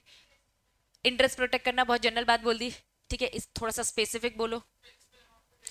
प्रिंसिपल अमाउंट रिटर्न हो जाए और इंटरेस्ट। और हम जब सेक्शंस पढ़ रहे थे ना तो उसमें कहीं एक जगह लिखा था एसेट अगर कम हो गए, है ना, वेरी गुड, इनसफिशियंट है तो एनसीएलटी के पास जाओ, फेल हो गए तो एनसीएलटी के पास। वेरी गुड, यही सारी लिखा है। भैया डिबेंचर ट्रस्टी तुझे सबसे पहले ये देखना है, जो ये लेटर ऑफर जो दिया गया ना डिबेंचर होल्डर को, इसमें कुछ भी ऐसा मैटर तो नहीं लिखा जो इनकंसिस्टेंट है, कुछ गड़बड़ बात तो नहीं लिखी है? ट्रस्टी का पहला काम, जो डिबेंचर होल्डर को जो लेटर ऑफ ऑफर मिला है उसमें सारी बातें एज पर रूल्स रेगुलेशन सही लिखी है कि नहीं लिखी, पहला पॉइंट। दूसरा, सेटिस्फाइड करेगा हिमसेल्फ को क्या, कि कुछ भी ऐसा नहीं होना चाहिए जो डिबेंचर इंटरेस्ट होल्डर के अगेंस्ट जाए। नेक्स्ट, समय समय पर क्या करेगा? पीरियोडिकल स्टेटस परफॉर्मेंस रिपोर्ट के लिए फ्रॉम द कंपनी इनसे छोटे छोटे ड्यूरेशन में स्टेटस मांगेगा, भैया क्या है मुझे बताओ, ताकि एसेट्स का प्रॉपर वैल्यूएशन वो देख सके। कम्युनिकेट करेगा जल्दी से जल्दी, किसको कम्युनिकेट करेगा? डिबेंचर होल्डर को, जब कभी भी कुछ भी डिफॉल्ट होगा कि कंपनी तुम्हारे लिए कुछ गलत करी है, और डिबेंचर होल्डर मिलकर जाए शिकायत करने, किसके पास? एनसीएलटी के पास। ठीक है, अपॉइंट करा जाएगा किसे? Nominee director on the board. अगर डिबेंचर होल्डर के अगेंस्ट कुछ हो रहा है तो अब क्या हो जाएगा बच्चा? बोर्ड ऑफ डायरेक्टर की मीटिंग में एनसीएलटी एक नॉमिनी डायरेक्टर को बैठा देगी। अगर हमें लग रहा है कि डिबेंचर होल्डर के अगेंस्ट बहुत सारी हरकतें हो चुकी हैं, अब बर्दाश्त से बाहर है, तो अब board meeting, board of director के साथ एक नॉमिनी डायरेक्टर अपॉइंट होगा। मतलब अब वो नजर रखेगा, अभी तक ट्रस्टी बाहर से देख रहा था, बोर्ड मीटिंग में बैठने वाला एक नॉमिनी डायरेक्टर आ जाएगा। ठीक है, इन दी इवेंट, ये कब होगा? जब पिछले कॉन्जिक्यूटिव मतलब क्या होता है? लगातार, 2 बार लगातार डिफॉल्ट किया आपने इंटरेस्ट पे करने में, तब हम ये करेंगे इतना बड़ा एक्शन लेना। अभी तक रॉकी सर, मैं, अभिषेक सर, हम तीनों अपनी बोर्ड मीटिंग में पर्सनल कॉन्फिडेंशियल मैटर्स डिस्कस करे थे जो कहीं भी डिस्क्लोज नहीं थे, लेकिन अब हम डिफॉल्ट करते जाएंगे लगातार 2 बार से, तो अब हमारी मीटिंग में एक और डायरेक्टर बैठेगा। वो डायरेक्टर हमने नहीं अपॉइंट किया, वो डायरेक्टर किसने अपॉइंट किया? एनसीएलटी ने। ठीक है, डिफॉल्ट कब डिफॉल्ट करेंगे? हमने सिक्योरिटी गिरवी रखी ही नहीं, कुछ क्रिएट ही नहीं किया, तो ये बहुत बड़ा डिफॉल्ट है। डिफॉल्ट किसमें किया? रिडम्पशन में। तो मीटिंग में एक और नॉमिनी डायरेक्टर बैठेगा। क्लैरिटी है? पक्का? वो देखेगा हमारे डिसीजन सही है कि नहीं, क्यों गड़बड़ हो रहे हैं ये सारे काम। ठीक है, इंश्योर करेगा ट्रस्टी, क्या इंश्योर करेगा? कुछ भी टर्म्स एंड कंडीशन ब्रीच ना हो। इन्फॉर्म करेगा डिबेंचर होल्डर को, जैसे ही कोई ब्रीच हुआ तुरंत जाके शिकायत कर देगा होल्डर्स को, ताकि होल्डर आवाज उठाए। इंश्योर करेगा जितनी भी कंडीशन सिक्योरिटी गिरवी रखने को लेकर था वो सारे कंप्लाइंस होने चाहिए, आरओसी के पास रिकॉर्ड जाना चाहिए, ये सब उसकी रिस्पॉन्सिबिलिटी। इंश्योर करे एसेट्स हमेशा सफिशियंट है, इनसफिशियंट होगा तो बता दो, जनरल बातें हो रही है। ठीक है, वो सारे काम करेगा जो नेसेसरी है। रिपोर्ट समय समय पे मांगेगा कि भैया फंड पे रखा पैसा, अब देखो है तो ये पैसा किसके पास? कंपनी के पास। ये जो डीआरआर अकाउंट बनाया है कहाँ रखा है? कंपनी के पास। समय समय पे रिपोर्ट करे लेगा कि पैसा वहीं रखा है, इन्वेस्टमेंट किया तो ठीक है, कंपनी ने अपने पर्सनल दूसरे यूज के लिए तो नहीं यूटिलाइजेशन कर दिया, तो भैया किसकी रिस्पॉन्सिबिलिटी? ट्रस्टी की। Next, take step to convey meeting, debenture holder की मीटिंग भैया करवाने का। इंश्योर कन्वर्ट और रिडीम, अगर डिबेंचर क्या है कन्वर्टेबल है तो कन्वर्ट कराओ, अदरवाइज रिडीम कराओ अगर समय हो गया। परफॉर्म सच एक्ट जो भी उसे लगे protection of the interest. Clear? अब अगर आपने एक बार रीड कर लिया तो अब आपके पास थोड़े से ज्यादा पॉइंट्स बन रहे हैं। ट्रस्टी का काम समझ में आ गया। अब बताओ ट्रस्टी का काम क्या है? डॉक्यूमेंट्स चेक करो, rules and regulation, very good, reports लेते रहो यूटिलाइजेशन का, वेरी गुड। डिबेंचर होल्डर को बताओ एनसीएलटी के पास भी जाओ, टर्म्स एंड कंडीशन, मीटिंग्स बुलाओ, डिफॉल्ट तो नहीं हो रहा चेक करो, जनरल पॉइंट इंटरेस्ट के प्रोटेक्शन के लिए देखना है, पॉइंट्स बता पा रहे हो? ठीक है, अब मुझे काउंट करो कितने पॉइंट्स है। हम्म, कहाँ? 14 है ना? पूरे 14 पॉइंट्स है। अब क्या पूरे 14 के 14 पॉइंट्स लिखोगे विद एक्सप्लेन करोगे? पॉइंट ज्यादा होते ना बच्चा, तो आपको प्लीज 14 एग्जैक्ट ना लिख पाओ, 10-12 तो आपको लिखने चाहिए। उसको डिटेल में एक्सप्लेन नहीं करना है आपको। जब पॉइंट्स ज्यादा होंगे कंटेंट कम करना होता है, पॉइंट्स बढ़ाने होते हैं। पॉइंट्स जब कम होते हैं तो पॉइंट्स कम कंटेंट ज्यादा हो जाएगा। लिखने का तरीका समझ में आ रहा है? चलो हेडिंग बताओ क्या लिखा है। अब इन्होंने कहा डिबेंचर होल्डर की मीटिंग कौन मंगवा रहा है? डिबेंचर होल्डर खुद से। कितने? 10%। कुछ सुना सुना सा लग रहा है, इससे पहले भी हमने पढ़ा था कि अगर शेयर होल्डर को मीटिंग करानी है तो कम से कम 10% तक के, है ना? तो सेम डिबेंचर होल्डर को कोई मीटिंग करवानी है तो वो अपने मिनिमम 110 तक के डिबेंचर्स आ सकते हैं। एनी इवेंट, अगर उन्होंने क्या लिख रहा है, the happening of any event which constitute a breach, default, opinion of the debenture trustee affect the interest of the debenture holder। हमें तो डिबेंचर ट्रस्टी ही गड़बड़ लग रहा है, तो भैया फटाफट डिबेंचर होल्डर की मीटिंग होगी और उस मीटिंग में डिस्कशन होगा कि हमें इसे निकालना है। क्या हम निकाल सकते हैं? अभी ऊपर पढ़ा था निकाल सकते हैं। कैसे निकाल रहे थे? 3/4 इन वैल्यू के डिबेंचर होल्डर मिलकर उन्हें निकाल रहे थे। बात समझ में आ रही है? पक्का? फिर से तुम्हें लग नहीं रहा ये रिपीट दे रहे? डिबेंचर ट्रस्टी डीड कब बन जानी चाहिए? अलॉटमेंट के 60 डेज के अंदर। ठीक है, कब अपॉइंट हो जाना चाहिए?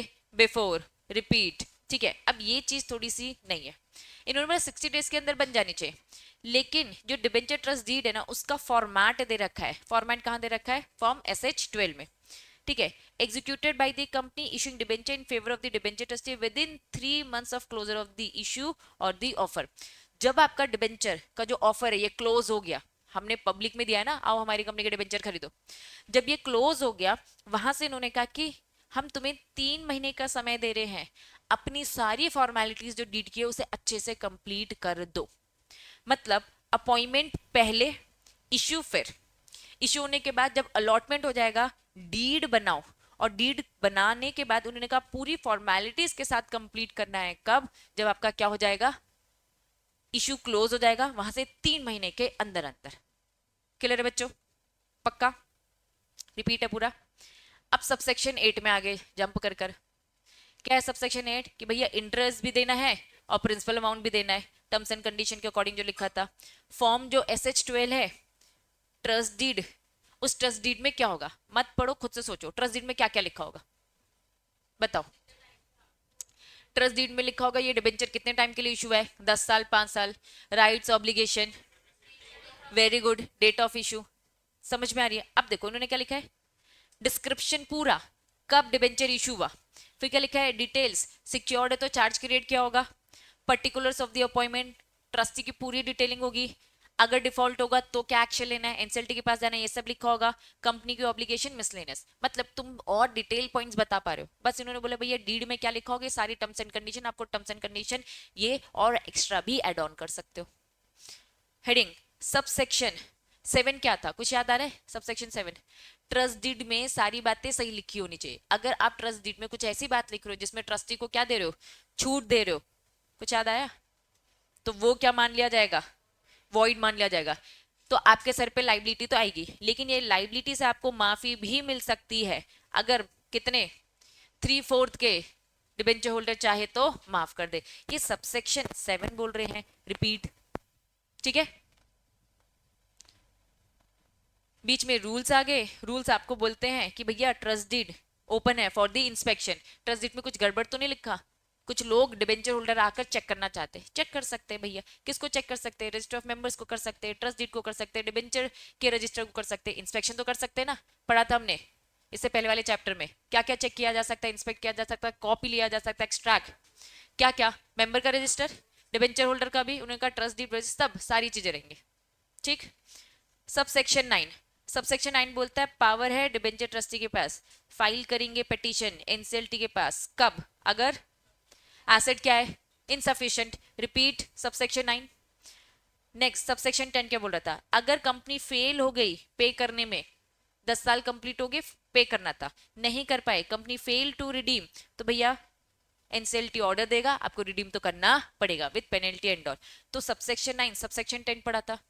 11th क्या हो चुका था, ओमिट हो चुका था, रूल्स में बता दिया इन्होंने, आओ नॉट अप्लाई सर्टेन सर्कमस्टांसेस, ऊपर जो भी हमने पढ़ा, ये सारी चीजें ऊपर जो कुछ भी हमने पढ़ा, ये सारी चीजें इन पे एप्लीकेबल नहीं है। बताओ ये क्या है, कमर्शियल पेपर। इन्होंने कहा यहाँ डिबेंचर की बात हो रही है, डिबेंचर की सारी बातें पढ़ रहे हैं, तो ये कमर्शियल पेपर पे एप्लीकेबल नहीं है। एनी अदर सिमिलर इंस्ट्रूमेंट जो भैया आरबीआई निकालता है, any offer foreign currency convertible bond, इन पे नहीं लगेगा। Rupee denominated bond exclusively overseas investor, कुल मिलाकर ये 3 टाइप के इंस्ट्रूमेंट की लिस्ट। पहले इंस्ट्रूमेंट की लिस्ट में क्या है, कमर्शियल पेपर। दूसरा क्या बोला, फॉरेन करेंसी कन्वर्टेबल बॉन्ड। फिर क्या बोला, ओवरसीज इन्वेस्टर, मतलब फॉरेनर्स की बात हो रही है, इनको हमने बॉन्ड इशू किया। पहला वाला बोला है डॉलर में इशू किया गया, और दूसरा बोल रहा है इंडियन रुपी में बॉन्ड इशू किया गया, दोनों बॉन्ड है। पहला कमर्शियल पेपर है, दूसरा तीसरा क्या है, बॉन्ड बॉन्ड। लेकिन पहला वाला बॉन्ड क्या है, फॉरेन करेंसी वाला, और दूसरा क्या है, इंडियन रुपी वाला बॉन्ड। दिया किसको, बाहर के लोगों को। उन्होंने कहा जितनी भी बातें ना डिबेंचर को लेके पड़ी है, इनको लेके नहीं पड़ी, इन पे बात नहीं एप्लीकेबल होगी। डन, पक्का। कुछ लिस्ट दे रखी है काइंड्स ऑफ डॉक्यूमेंट, इन्हें डिबेंचर बोला जाएगा, ट्रीट किया जाएगा। पहला, अगर इनकम बॉन्ड है, बस 3 लोग को नहीं ट्रीट किया जाएगा जो ऊपर पड़ा।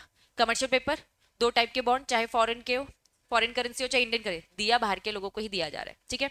इन्होंने कहा इनकम बॉन्ड अगर है, जो किससे निकल के बनाया आपने, प्रॉफिट का ही पोर्शन निकाला है, जैसे हम डीआरआर अकाउंट में कर रहे थे, भैया तुम बनोगे हमारे, तुम डिबेंचर की डेफिनेशन में कवर हो जाओगे। ठीक है। Next, certificate for the deposit. अभी सेकंड चैप्टर मैंने कहा था ये डेट है, सेकंड पार्ट इसका क्या है, डिपॉजिट, तो वो भी आ जाएगा, कवर हो जाएगा। ठीक है। Definition of the debenture, debenture की डेफिनेशन में देखोगे तो इंक्लूड एनी सिक्योरिटी, साफ डेफिनेशन बोलती है, चाहे एसेट उसमें हो चाहे ना हो, सिंपल भाषा बोलो सिक्योर्ड अनसिक्योर्ड, डिबेंचर चाहे सिक्योर्ड हो चाहे अनसिक्योर्ड हो, वो हमारे लिए डिबेंचर है। सी पॉइंट समझ में आए। बी बोलता है भैया हम डिपॉजिट की बात कर रहे हैं, जो एक फिक्स पीरियड के बाद पे करना पड़ता है। और ए पॉइंट बोलता है कि भाई आपने प्रॉफिट में से निकाल के इनकम बॉडी क्यों ना बनाओ, ये भी डिबेंचर है। तो डिबेंचर में क्या क्या आएगा और क्या क्या नहीं आएगा, क्या नहीं आएगा, कमर्शियल पेपर नहीं आएगा, 2 बॉन्ड्स नहीं आएंगे जो बाहर के लोगों को दे रहे, फॉरेन करेंसी वाले और इंडियन रुपए वाले। इनकम बॉन्ड आएगा, डिपॉजिट आएगा, और डिबेंचर, इन्होंने जो ये टर्म बोला है ना, सिक्योर्ड हो अनसिक्योर्ड हो फर्क नहीं पड़ता, ये भी हमारे लिए डिबेंचर तो है। क्लियर है बच्चों, पक्का, खत्म। एक छोटा सा समरी, चैप्टर का नाम बताओ क्या है। स्टार्ट किया हमने लोन और डेट, वैसे तो दोनों इंटरचेंज कर सकते, लेकिन डिफरेंस है, स्मॉल डिफरेंस। क्या था, बैंक से लेंगे तो लोन, जनता से इंस्ट्रूमेंट इशू करके लेंगे, that was debenture debt. Clear है। मैंने बताया था फर्स्ट पार्ट में डिबेंचर और बॉन्ड्स पढ़ रहे, डिबेंचर और बॉन्ड्स पढ़ रहे, तो स्टार्टिंग में हमने डिबेंचर को पकड़ा, उसके टाइप्स पढ़े, देन बॉन्ड्स और डिबेंचर दोनों में डिफरेंस समझा, फाइनली आज जो हमने पढ़ा ना सेक्शन 71, तो पूरे ए पार्ट में सबसे इंपॉर्टेंट क्या है, सेक्शन 71, दैट्स इट। ठीक है। अब छोटा सा ब्रेक लेंगे, इसके बाद बी पार्ट डिपॉजिट करवाओगे। क्लियर है। छोटा सा एक ब्रेक।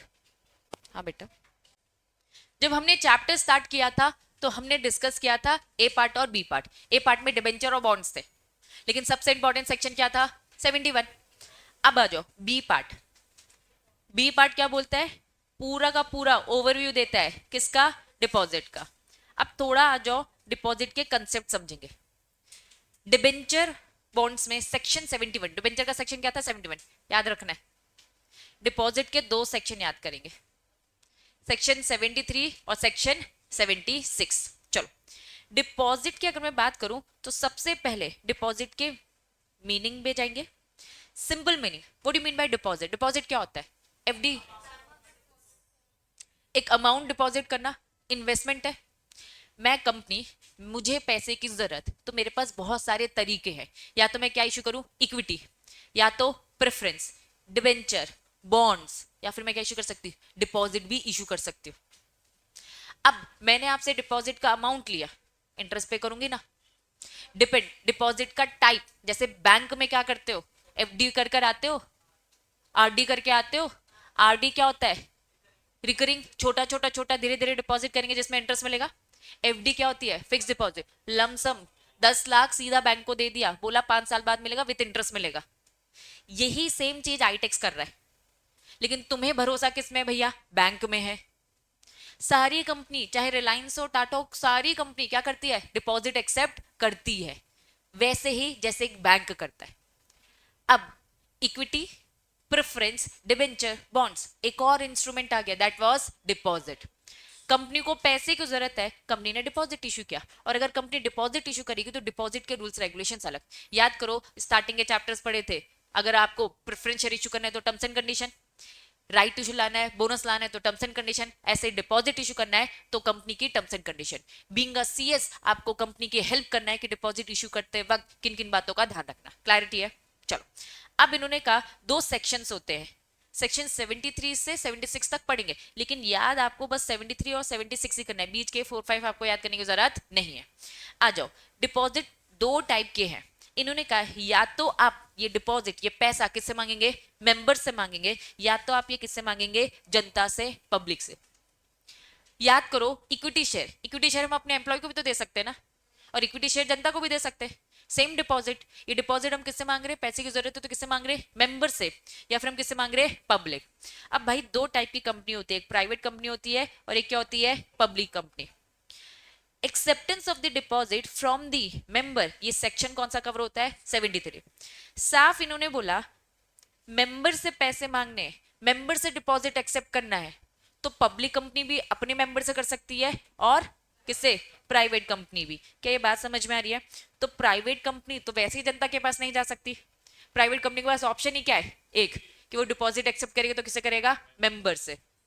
पब्लिक कंपनी को बोला, भैया तुम तो भाई पब्लिक कंपनी हो, तो तुम क्या कर सकते हो, पब्लिक से भी डिपॉजिट एक्सेप्ट कर सकते हो। तो डिपॉजिट 2 टाइप के हैं, एक सेक्शन 73 वाला है और एक सेक्शन 76। तो क्या मैं सिंपल भाषा में बोल सकती हूँ, सेक्शन 73 बोलता है कि डिपॉजिट एक्सेप्ट करना from the members, from the members. जब आप मेंबर से एक्सेप्ट करते हैं तो आप चाहे प्राइवेट कंपनी हो चाहे पब्लिक कंपनी हो, दोनों को बोला आप अपने मेंबर से ले सकते हो। लेकिन जहां पब्लिक कंपनी की बात आती है तो उनको तो अलाउड है बाहर की पब्लिक से भी डिपॉजिट ले सकते हो। ठीक है, चलिए, मैं आईटेक्स कंपनी, तुम मेरे कंपनी के मेंबर, ठीक है। आईटेक्स कंपनी एक पब्लिक कंपनी है, तो मेरे पास ऑप्शन है, मैं चाहूं तो जो मेरे एग्जिस्टिंग मेंबर्स है उनसे बोलो डिपॉजिट दो, तो अब तुम मेंबर भी बन गए, और जब तुमने डिपॉजिट दिया तो तुम क्या बन गए, डिपॉजिटर भी बन गए। तुमसे ही मैंने डिबेंचर ले लिया है, तो अब तुम क्या क्या बन गए, मेंबर भी बन गए, डिपॉजिटर भी बन गए और डिबेंचर होल्डर। कुल मिलाकर आप जो जो सर्टिफिकेट लेते जाओगे आप वो बनते जाओगे। तो आप मेंबर भी बन गए हो, डिबेंचर होल्डर भी बन चुके हो, डिपॉजिटर भी। मैं सीधा मार्केट में इशू लेकर आती हूँ, फर्स्ट टाइम किसी ने मेरी कंपनी के डिपॉजिट लिए, वो क्या बनेगा, डिपॉजिटर। बात समझ में आ रही है? तो एक ही बंदा इतने सारे बन सकते हैं। हाँ, इन्वेस्टमेंट है भाई, मुझे रिलायंस कंपनी के शेयर अच्छे लग रहे, शेयर खरीद लिया, डिबेंचर अच्छे लग रहे, डिबेंचर, भैया डिपॉजिटर, वो भी बन सकते, मर्जी हमारी। लेकिन पब्लिक कंपनी के पास ऑप्शन है ना, बाहर भी जा सकती है जनता के पास और अपने मेंबर, लेकिन प्राइवेट कंपनी के पास ऑप्शन नहीं है, वो लेंगी तो बस अपने मेंबर से। क्लैरिटी? सेक्शन 73 किसकी बात करता है, मेंबर से लेना। किस किस कंपनी को अलाउड है मेंबर से, प्राइवेट पब्लिक दोनों को। पब्लिक से लेना किसको अलाउड है, पब्लिक कंपनी को। सेक्शन कौन सा है ये, क्लियर है? चलो, अब इन्होंने कहा जब प्राइवेट और पब्लिक कंपनी मेंबर से ले रहे, भैया अपने मेंबर से ले रहे, तो आपको क्या पास करना है, ओआर। तुम देखना लैंग्वेज हमेशा सिंगल रेजोल्यूशन लिखा है, दैट मींस वो किसकी बात कर रहा है, ओआर की बात कर रहा है। ठीक है, अब यहां इन्होंने कहा कि भैया सारी पब्लिक कंपनी को नहीं अलाउ कर रहे, वो पब्लिक कंपनी जिसका क्या है, नेटवर्थ, नेटवर्थ कितना है, नेटवर्थ कितना है 100 करोड़, और टर्नओवर कितना है 500 करोड़। अगर आप एक अच्छी बड़ी पब्लिक कंपनी हो, जो इस लिमिट को क्रॉस करती हो तो ही आप जा सकते हो। क्या ये बात समझ में आई? और इन्हीं कंपनीज को आगे चलकर बोला जाता है एलिजिबल कंपनी। जहां कहीं भी एलिजिबल कंपनी आएगी तो उनका मतलब वो पब्लिक कंपनी जो इस लिमिट के अंदर, इस लिमिट के ऊपर जा रही है। लिमिट बताओ क्या है? 1 करोड़ क्या है नेटवर्थ? सॉरी, 100 करोड़ है, ठीक है। टर्नओवर कितना है? याद रहेगा। अगर मैंने बोला एलिजिबल कंपनी कौन सी है तो आप बोलोगे एलिजिबल कंपनी वो पब्लिक कंपनी है जिसकी नेटवर्थ और टर्नओवर ये लिमिट है। क्लियर है? पक्का। सेक्शन 73, सेक्शन 76, दो याद रखना है। चलो, सबसे पहले बेरेक की लैंग्वेज थोड़ा सा एक बार सीधे से पढ़ा दूं, फिर आपके उसमें जाएंगे, ठीक है। सेक्शन कौन सा पढ़ा रही हूँ? सेक्शन 73। चलिए, procedure for acceptance of the deposit. यहां पे बस किसकी बात हो रही है? सेक्शन 73 में किसकी बात हो रही थी? मेंबर्स। अब इनकी लैंग्वेज रीड करना। नो कंपनी शेल इनवाइट, कोई कंपनी इनवाइट नहीं करेगी फ्रॉम द पब्लिक। कोई भी कंपनी पब्लिक को इनवाइट नहीं करेगी डिपॉजिट के लिए except manner provided in section 76। Language समझ में आ रही है? इन्होंने कहा कि भैया किसी भी कंपनी को अलाउड ही नहीं है जनता के पास से जाके डिपॉजिट लेने का, एक्सेप्ट जो 76 में बता के रखा है। 76 में बता के रखा है पब्लिक एलिजिबल कंपनी, मतलब सारी पब्लिक कंपनी नहीं, जिनका नेटवर्थ और टर्नओवर लिमिट को क्रॉस करेगा उन्हें एलिजिबल कंपनी, ठीक है। चलो, provided that nothing this sub section shall apply. ये अभी ऊपर हमने बात पढ़ी ना कि जनता से मांग सकते हो, जनता से नहीं मांग सकते। ये पढ़ा ना ऊपर, क्या बोला? जनता से नहीं मांगेंगे एलिजिबल कंपनी को छोड़कर। ये बोल रहा है भैया ये वाली बातें इन पे एप्लीकेबल नहीं है। कौन सी कंपनी बताओ? भैया बैंकिंग कंपनी का तो काम ही है फिक्स डिपॉजिट लेना। मुझे एसबीआई बैंक में भैया 20 लाख डालने, तो क्या मुझे मना कर देगा क्या? इन्होंने कहा भैया बैंक हो, बैंक के रूल्स रेगुलेशन अलग चलते हैं, इनका तो काम ही है, मेन काम कोर काम आता है, तो इन सारे लोगों को अलाउड है। इन पे ये ऊपर वाली बात एप्लीकेबल नहीं है। किस किस पे नहीं है? Banking company, then non banking मतलब एनबीएफसी बोल सकती हूँ, नॉर्मल बैंक एनबीएफसी। फिर क्या लिखा है? अदर कंपनी जो सीजी क्या कर दे, आरबीआई से एक बार डिस्कस करे, स्पेसिफाई कर दे, मतलब सीजी नोटिफाई कर दे। तीन लोगों पे ऊपर वाली बात एप्लीकेबल नहीं है। पहला बैंकिंग कंपनी, दूसरा एनबीएफसी, तीसरा सीजी कंसल्ट करेगा आरबीआई से और स्पेसिफाई करेगा, उन सबको भी एप्लीकेबल नहीं होगा। क्लैरिटी यहां तक? चलिए, ये था सबसेक्शन 1। सबसेक्शन 2 बोलता है अ कंपनी बाय पासिंग, ऊपर अभी हमने पढ़ा क्या पास करना है? OR. ITX company, private company decide करती है कि भैया मुझे डिपॉजिट लेना है। किन से लेना है? तुम ही मेरे मेंबर्स हो, तुमसे ही पूछना है, तो चलो मीटिंग करते, ओआर पास करते। ओआर पास करके अगर आपने हाँ बोल दिया तो मैं कर सकती हूँ। मतलब डायरेक्टर आएगा पहले किसके पास? सीएस के पास। सीएस से बोलेगा यार डिपॉजिट एक्सेप्ट करना है मुझे, तो बाहर इशू करता हूँ। तो आप बींगा सीएस क्या बोलोगे? हम प्राइवेट कंपनी है, बाहर पब्लिक को इशू नहीं करेंगे। किसको करेंगे? अपने मेंबर से। लेकिन मेंबर्स की पहले मीटिंग कराओ, ओआर पास कराओ, उनसे पूछो क्या वो तैयार है। अगर वो तैयार है तो वही तो पैसे देंगे। बात समझ में आ रही है? चलो, तो साफ लिखा है, लेकिन कंडीशन फुलफिल करना। ओआर पास करोगे तो कुछ कंडीशन फुलफिल करेंगे। पहली कंडीशन क्या लिखी है? क्या लिखा है? इशू करो सर्कुलर टू दी मेंबर्स। सारे मेंबर्स को एक सर्कुलर बनाओ, ड्राफ्ट करो, पेपर्स में लिखो ये सारी चीजें और बताओ। स्टेटमेंट, क्या स्टेटमेंट? कंपनी की फाइनेंशियल पोजीशन बताओ। ओआर जब वो पास करेंगे तो पहले उनके पास ये सारी चीजें होनी चाहिए, उसे रीड करेंगे, रीड करने के बाद अपना वोट देंगे। तो क्या क्या देखेंगे? फाइनेंशियल पोजीशन, दूसरा क्या लिखा है? आप समझेंगे क्या लिखा है, वापस देखो। क्रेडिट रेटिंग एजेंसी, समझेंगे। क्रेडिट रेटिंग एजेंसी एक ऑर्गेनाइजेशन है, एक एजेंसी है जिसका काम होता है रेट देना। Very good. जिसका काम क्या होता है? रेट देना, रेटिंग देना। अब जो भी कंपनी नया इशू लेकर आ रही है, समझना, आईटेक्स कंपनी नया इशू लेकर आ रही है, ठीक है। तो आईटेक्स कंपनी के प्रोस्पेक्टस में इस एजेंसी ने जो मुझे रेट दे रखा है ना, वो रेट लिखा होगा। इस रेटिंग को इन्वेस्टर पढ़ेंगे और डिसाइड करेंगे कि इस कंपनी के शेयर खरीदने चाहिए कि नहीं। इट इज जस्ट लाइक का किसी होटल में जाते हो, 5 स्टार है ना, 5 स्टार बोलते हो, 2 स्टार है, 3 स्टार है। ये स्टार्स क्या होते हैं जरा मुझे बताओ? रेटिंग होती है, उसकी गुडविल क्या है, उसकी नेटवर्थ क्या है, उसका एम्बियंस क्या है, ये सारी performance same. Credit rating agency rating देती है कि इसकी क्रेडिट वर्दीनेस क्या है, क्या इसका पास रिकॉर्ड, लोगों के पेमेंट, रीपे वापस इसने किए हैं। Very good. तो ये रेटिंग अगर कम है मतलब ये डिफॉल्ट कर चुकी है पास में कभी, ठीक है, रेट अगर अच्छा है तो मतलब अच्छी रेटिंग मिली होगी। तो जो ये क्रेडिट रेटिंग एजेंसी है, जब भी कंपनी इश्यू लेकर आएगी, अब चाहे वो इक्विटी हो, चाहे वो डिबेंचर हो, चाहे वो डिपॉजिट ही क्यों ना हो, हर किसी को रेटिंग दी जाती है बाय दी एजेंसी। एजेंसी का नाम बताओ, क्रेडिट रेटिंग एजेंसी। तो इन्होंने कहा सबसे पहले सर्कुलर स्टेटमेंट देना, स्टेटमेंट में फाइनेंशियल पोजीशन बताना, और दूसरा क्या बोला, क्रेडिट रेटिंग क्या मिली आपको, किस एजेंसी ने दिया है, वो रेट भी बताओ। अब कम भी बताया है तो भी बताना पड़ेगा, ज्यादा भी है तो भी बताना है। थर्ड क्या बताओगे, अभी आपकी कंपनी में पुराने कितने एग्जिस्टिंग डिपॉजिटर्स है वो बताओ, अमाउंट ड्यू उनका कुछ पैसा बचा है बताओ। ये सारी स्टेटमेंट्स आपको देने पड़ेंगे, तब जाके मीटिंग में वो और पास करेंगे। कंसेप्ट क्लियर है? अभी मैं आपको बस लैंग्वेज रीड करा रही हूँ। नेक्स्ट क्या बोला, ये आरओसी को भी दे देना। तुम मेरे कंपनी के मेंबर्स, तुम्हें क्या पता, तुम तो मासूम हो, मैं तो कुछ भी भोला भाला है ना झूठा सा बनाकर तुम्हें दे दूंगी, तुम उसे भरोसा कर लोगे। आरओसी ने बोला भैया जो सर्कुलर आपने किसको दिया, किसको दिया, मेंबर्स को, जरा हमें भी दिखाना, हम भी तो चेक करें सही लिखा है कि झूठ लिखा है। ठीक है, हो सकता है अब तुम कहोगे दीदी हम मेंबर को गलत दे देंगे और उनको सही वाला दे देंगे। हाँ, करप्शन तो हर जगह है, गड़बड़े तुम हर जगह कर सकते हो, फंसोगे तो लंबा जाओगे। तो सीधी सी बात है, फाइल करो कॉपी वो सर्कुलर आरओसी को 30 दिन के अंदर, before the date of issue of the circular. जब आप इनको दोगे उससे पहले आरओसी को दो, तो आरओसी को दो फिर आपको देने का। क्लैरिटी है? नेक्स्ट हेडिंग क्या बोला, maintenance of the liquid fund.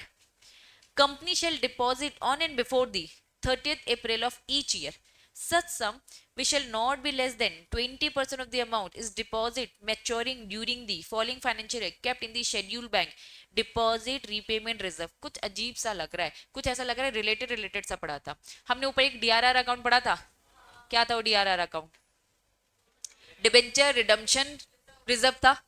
ये क्या बोलता है, डिपॉजिट रीपेमेंट रिजर्व, मतलब ये भी वही वाला रिजर्व है। भैया कल को इनकी भी तो मैच्योरिटी आएगी, इनको भी तो रिपे करना पड़ेगा, प्लीज हर साल आपको क्या करना है, 20-20-20% रिजर्व करके चलना है। बात समझ में आ रही है? नेक्स्ट डी ओमिट हो चुका है, डिफॉल्ट। अगर हमें पता चला, क्या पता चला, एग्जिस्टिंग डिपॉजिटर के अमाउंट में आपने क्या कर रखा है, default. Certifying that company has not committed, please एक सर्टिफिकेट लिख कर दो कि तुमने एग्जिस्टिंग डिपॉजिटर में कुछ भी रिपेमेंट में डिफॉल्ट नहीं किया है। और अगर मान लो आपने डिफॉल्ट किया था कभी पास्ट में, तो यस उसे हमने ठीक कर दिया है। और इस बात को कितने साल हो चुके हैं, 5 साल। मतलब अगर आपने एग्जिस्टिंग डिपॉजिटर में आज डिफॉल्टर हो तो क्या मैं क्या कल इशू कर सकती हूँ, नहीं। कब करूंगी, पहले से ठीक करूंगी, रिपेमेंट करूंगी, और रिपेमेंट करने के बाद 5 साल का गैप, तब मैं डिपॉजिट इशू कर पाऊंगी, अदरवाइज नहीं। बात समझ में आई? ऐसी डिफॉल्ट की चीजें हमने बैक चैप्टर्स में भी पढ़ी है। ठीक है, फिर उन्होंने बोला भैया सिक्योरिटी नहीं रखोगे, सिक्योर्ड नहीं करोगे डिपॉजिट्स को, तो कुल मिलाकर बातें डिबेंचर जैसी लग रही है तुम्हें, लग रही है। वापस हम क्या पढ़ रहे हैं, डिपॉजिट। डिपॉजिट में दो टाइप की चीजें पढ़े, सेक्शन 73 एंड 76। हमने स्टार्ट किया सेक्शन 73। 73 बोलता है किससे लेना, मेंबर से। अगर तुम हेडिंग देखोगे, हेडिंग साफ साफ क्या बोलती है, इस हेडिंग को जरा रीड करेंगे, prohibition on the acceptance of the deposit from public. इसका मतलब क्या, मेंबर से लेना। कौन ले सकता है, यहाँ प्राइवेट पब्लिक दोनों। ठीक है, साफ इन्होंने बोला कुछ कंपनीज है जिन पे बातें एप्लीकेबल नहीं है, किस किस में, बैंक, एनबीएफसी और सेंट्रल गवर्नमेंट सीजी के साथ, सॉरी सीजी आरबीआई से बात कर कर डिसाइड जैसे कर दे। फिर उन्होंने बोला ओआर पास करा लेना, लेकिन जब ओआर पास करा रहे होगे तो कुछ बातों का ख्याल रखना। पहला, मेंबर को सर्कुलर दो और सर्कुलर में सारी डिटेल्स होंगे, आरओसी को सर्कुलर पहले दे देना। नेक्स्ट, आपको समय समय पे डीआरआर अकाउंट बनाना पड़ेगा, उसमें 20% जितना भी डिपॉजिट का मैच्योरिटी आएगा धीरे धीरे हर साल के एंड में आप इसमें प्रॉफिट में से निकाल के डालो। और प्लीज हमें लिख कर दो कि आपने कुछ भी डिफॉल्ट नहीं किया है। इनकेस डिफॉल्ट किया है तो बता दो, हमने वो ठीक कर दिया और इसे 5 साल हो चुके हैं। क्लियर है? और सिक्योरिटी जो गिरवी रखी है उसकी डिटेल लिख दो। अब आप अपनी बुक से पढ़ने के लिए एलिजिबल। आओ, ये क्या अजीब सा दे दिया है, दिख रहा है? सेक्शन कौन सा, 73 टू 76 दिखा, 73 क्लिक हो रहा है, 76 क्लिक हो रहा है। रूल्स के साथ पढ़ेंगे मतलब डिटेलिंग भी पढ़ेंगे। सबसे पहले उन्होंने बोला मीनिंग। अब मीनिंग ना, ये लंबी चौड़ी सी मीनिंग दिख रही है, कितने पेजेस है जरा गिनो, तुम गिनो। ये डब्बा दिख रहा है, ये डब्बा पूरा मीनिंग दे रखा है, 4 पेज। बता रहे रुक जाओ, बता रहे इन्होंने कहा ये नेगेटिव लिस्ट है, ये सब डिपॉजिट नहीं है, तो नेगेटिव लिस्ट के चक्कर में बड़ी हो गई है। यस, रीड करेंगे। डिपॉजिट का मतलब कुछ भी अमाउंट जो आप ले रहे हो, any receipt of the money by way of deposit. इन्होंने जैसे ही बोला एनी, तो भैया सब आ जाएगा। तो उन्होंने कहा रुको रुको रुको, कुछ नेगेटिव लिस्ट है, ये सब नहीं होंगे। तो what do mean by deposit? Deposit मतलब कोई भी रिसिप्ट जो आपको मिल रहा है by way deposit, loan, any other form of company, लेकिन बट डज नॉट, क्या लिखा है, but does not include the following. अब इन्होंने कहा डिपॉजिट में क्या क्या नहीं आएगा। अब एग्जाम में ना इस पे केस स्टडीज आ जाती है, तो आपको बस हेडिंग हेडिंग रीड करना है, हेडिंग समझना है। पहली हेडिंग क्या बोलता है, अगर कुछ भी पैसा किसने दिया हो, सेंट्रल गवर्नमेंट ने, स्टेट गवर्नमेंट ने, तो ये डिपॉजिट में कवर नहीं होगा। बस हेडिंग हेडिंग रीड करना है। नेक्स्ट क्या लिखा है, किसने दिया है, फॉरेन गवर्नमेंट, सेंट्रल गवर्नमेंट ने दिया हो, स्टेट गवर्नमेंट ने दिया हो, या फिर बाहर की, है ना, दूसरी कंट्री की सरकार ने दिया, तो ये सब डिपॉजिट की डेफिनेशन में कवर नहीं होगा। नेक्स्ट, अमाउंट रिसीव बाय आपको as a loan facility from any banking company, या फिर कौन सा बैंक आ गया आपका, एसबीआई बैंक आ गया, या फिर उसकी सब्सिडरी आ गई, या फिर कोई भी, इन्होंने कहा भैया आपने पैसा अगर बैंक से लिया है तो ये भी डिपॉजिट नहीं है। नेक्स्ट अमाउंट क्या लिखा है, amount receive as a loan financial assistance, ऊपर बैंक बोला और यहाँ क्या बोल दिया, कोई भी पब्लिक फाइनेंशियल इंस्टीट्यूशन, एनबीएफसी, इन सब से भी लिया तो नहीं होगा। नेक्स्ट, कोई भी अमाउंट रिसीव है कहां से, कमर्शियल पेपर, ये भी नहीं। नेगेटिव लिस्ट मतलब जो कुछ भी आपने पढ़ा है ना वो डिपॉजिट में कवर नहीं हो, क्योंकि डिपॉजिट अपने आप में अलग है ना, बैंक से भी तो होता है ना, भूल गई तू। मैं आईटेक्स कंपनी, मुझे आईटेक्स कंपनी को पैसा मिल रहा है बैंक से, वो डिपॉजिट नहीं है। तुम वहां चली गई, तुम डिपॉजिट करने चली गई हो, वहां क्यों जा रही हो। आईटेक्स कंपनी किस किस से पैसा लेगा और उसे डिपॉजिट माना जाएगा, मेंबर से लेगा तो डिपॉजिट है, बैंक से लेगा तो नहीं है, एनबीएफसी लेगा तो नहीं है, समझ में आया। तुम्हारी डिपॉजिट वहां हो सकती है, ठीक है, कंपनी नहीं ले सकती। नेक्स्ट, अमाउंट रिसीव कहां से, एक कंपनी दूसरी कंपनी से डिपॉजिट नहीं लेगी, मेंबर से बस लेगी, प्राइवेट कंपनी है ना, किससे लेगी, मेंबर से। कंपनी रिसीव कर रही है ऑफर के according share application money advance, ये शेयर आ गया ना बच्चा, अगर शेयर इश्यू कर रहे हैं तो क्या उसे डिपॉजिट मानेंगे, तो ये प्रॉपर बोल रहा है भैया शेयर में उठाया गया पैसा डिपॉजिट नहीं है। नेक्स्ट, अमाउंट रिसीव कहां से लिया, डायरेक्टर से या फिर डायरेक्टर के रिलेटिव से। अगर वो डायरेक्टर है और वो डायरेक्टर शेयर होल्डर मेंबर है तो फिर बात अलग है ना, अगर वो है ही मेंबर तो ले सकते ना, अगर वो नहीं है तो नहीं है। नेक्स्ट क्या बोल रहा है, अमाउंट बॉन्ड के फॉर्म में आ रहा है या फिर किस फॉर्म में आ रहा है, डिबेंचर के फॉर्म में आ रहा है, जिसमें चार्ज वगैरह क्रिएट है, रैंक भली परिपासु, कुछ क्लिक हो रहा है, परिपासु क्या था, परिपासु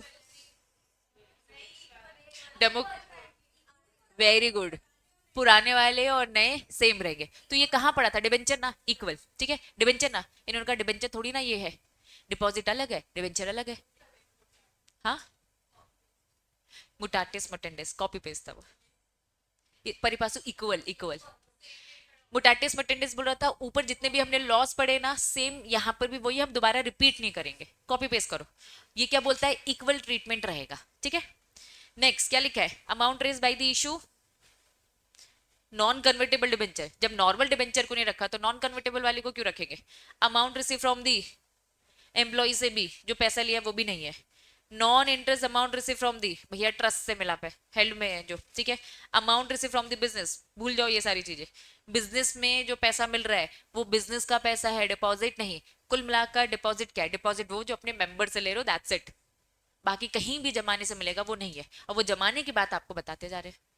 नेक्स्ट क्या लिखा है, अमाउंट कहां से लिया, प्रमोटर से, नहीं है। अमाउंट किससे लिया, निधि कंपनी दे रही है आपको, नहीं मानेंगे।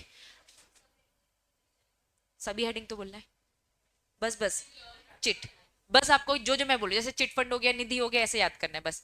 कलेक्टिव इन्वेस्टमेंट स्कीम के अकॉर्डिंग मिल रहा है, नहीं। अमाउंट 20 लाख तक का स्टार्टअप कंपनी, नहीं। अमाउंट रिसीव किससे, एआईएफ से, नहीं, खत्म। क्या था डिपॉजिट का मीनिंग जरा बताओ, बस डिपॉजिट मतलब कि अमाउंट जो मैंने मेंबर से लिया और पब्लिक कंपनी ने जनता से लिया, दैट्स इट, बाकी ये सारी चीजें नहीं है। बस हेडिंग हेडिंग याद करना, 2 मिनट बच्चों, कुछ ज्यादा नहीं हुई है। सेक्शन 71 कल ऑलरेडी पढ़ चुके थे, आज कुछ भी हैवी अभी तक नहीं गया है, ठीक है। आओ वापस, वो तुम लोगों ने कल पढ़ा होगा, उस कारण से लग रहा होगा तुम्हें। वापस वापस इधर आओ। डिपॉजिट पढ़ना कैसे, मीनिंग मतलब एनी अमाउंट जो भी रिसीव हो रहा है लोन के फॉर्म में मिल रहा है, लेकिन नेगेटिव लिस्ट है, ये सब नहीं है। अब जो मैंने पूरी एक कंप्लीट लिस्ट पढ़ी, क्या क्या क्लिक हो रहा है, central government, state government, foreign government, chit, nidhi fund, दूसरी कंपनी से मिलना, और बताओ और क्या क्लिक हो रहा है। एनबीएफसी हो गया, बैंक से मिलने वाला, वेरी गुड। डिबेंचर, बॉन्ड्स, दूसरी कंपनी नॉन कन्वर्टेबल, समझ में आ रहा है, शेयर भी नहीं होता, समझ रहे हो। मतलब जो कुछ आपने पढ़ा है वो सब डिपॉजिट नहीं है, क्योंकि डिपॉजिट एकदम सबसे हटके चीज है ना। तो नेगेटिव लिस्ट बस हेडिंग हेडिंग हेडिंग अगर आप रीड कर लोगे तो भी आपका काम बन जाएगा, ठीक है। अब डिपॉजिटर का मीनिंग, कौन है ये डिपॉजिटर, जो डिपॉजिट को, है ना, ले रहा है, ठीक है। अब वो मेंबर भी हो सकते हैं और कंपनी के पब्लिक भी हो सकती है और मेंबर भी। इधर ध्यान दो पनस। अब तुझे ना डिस्क्लेमर मिलने वाला है आगे बैठने का, क्योंकि मुझे बहुत सारी एक्टिविटीज दिख रही है, ठीक है। डिपॉजिटर मींस कोई भी मेंबर और कोई भी पर्सन। मेंबर किस केस में, मेंबर किस केस, प्राइवेट कंपनी चाहे पब्लिक, एनी पर्सन मतलब जनता की बात हो रही है, किस केस में, पब्लिक। लेकिन पब्लिक कंपनी की public eligible company, public eligible company, limit याद है, नेटवर्थ और टर्नओवर, बताओ नेटवर्थ कितना था, वेरी गुड। और टर्नओवर हमेशा याद रखना, टर्नओवर ज्यादा ही होता है, 100 करोड़ 500 करोड़, तो 500 करोड़ याद रखना टर्नओवर ही होगा। जितनी भी लिमिट उठा के देखो टर्नओवर हमेशा ज्यादा होता है। चलो, अब इन्होंने बोला एलिजिबल कंपनी की लिमिट, अभी पढ़कर आए हैं, एलिजिबल कंपनी की लिमिट यही तो बता रहे हो तुम लोग, यही है। और साथ में क्या करना है, जनरल मीटिंग कराओ, और जनरल मीटिंग में क्या कराओगे, एसआर पास करवाना पड़ेगा, किस केस में, सेक्शन 76। सेक्शन 73 है तो ओआर से काम चलेगा।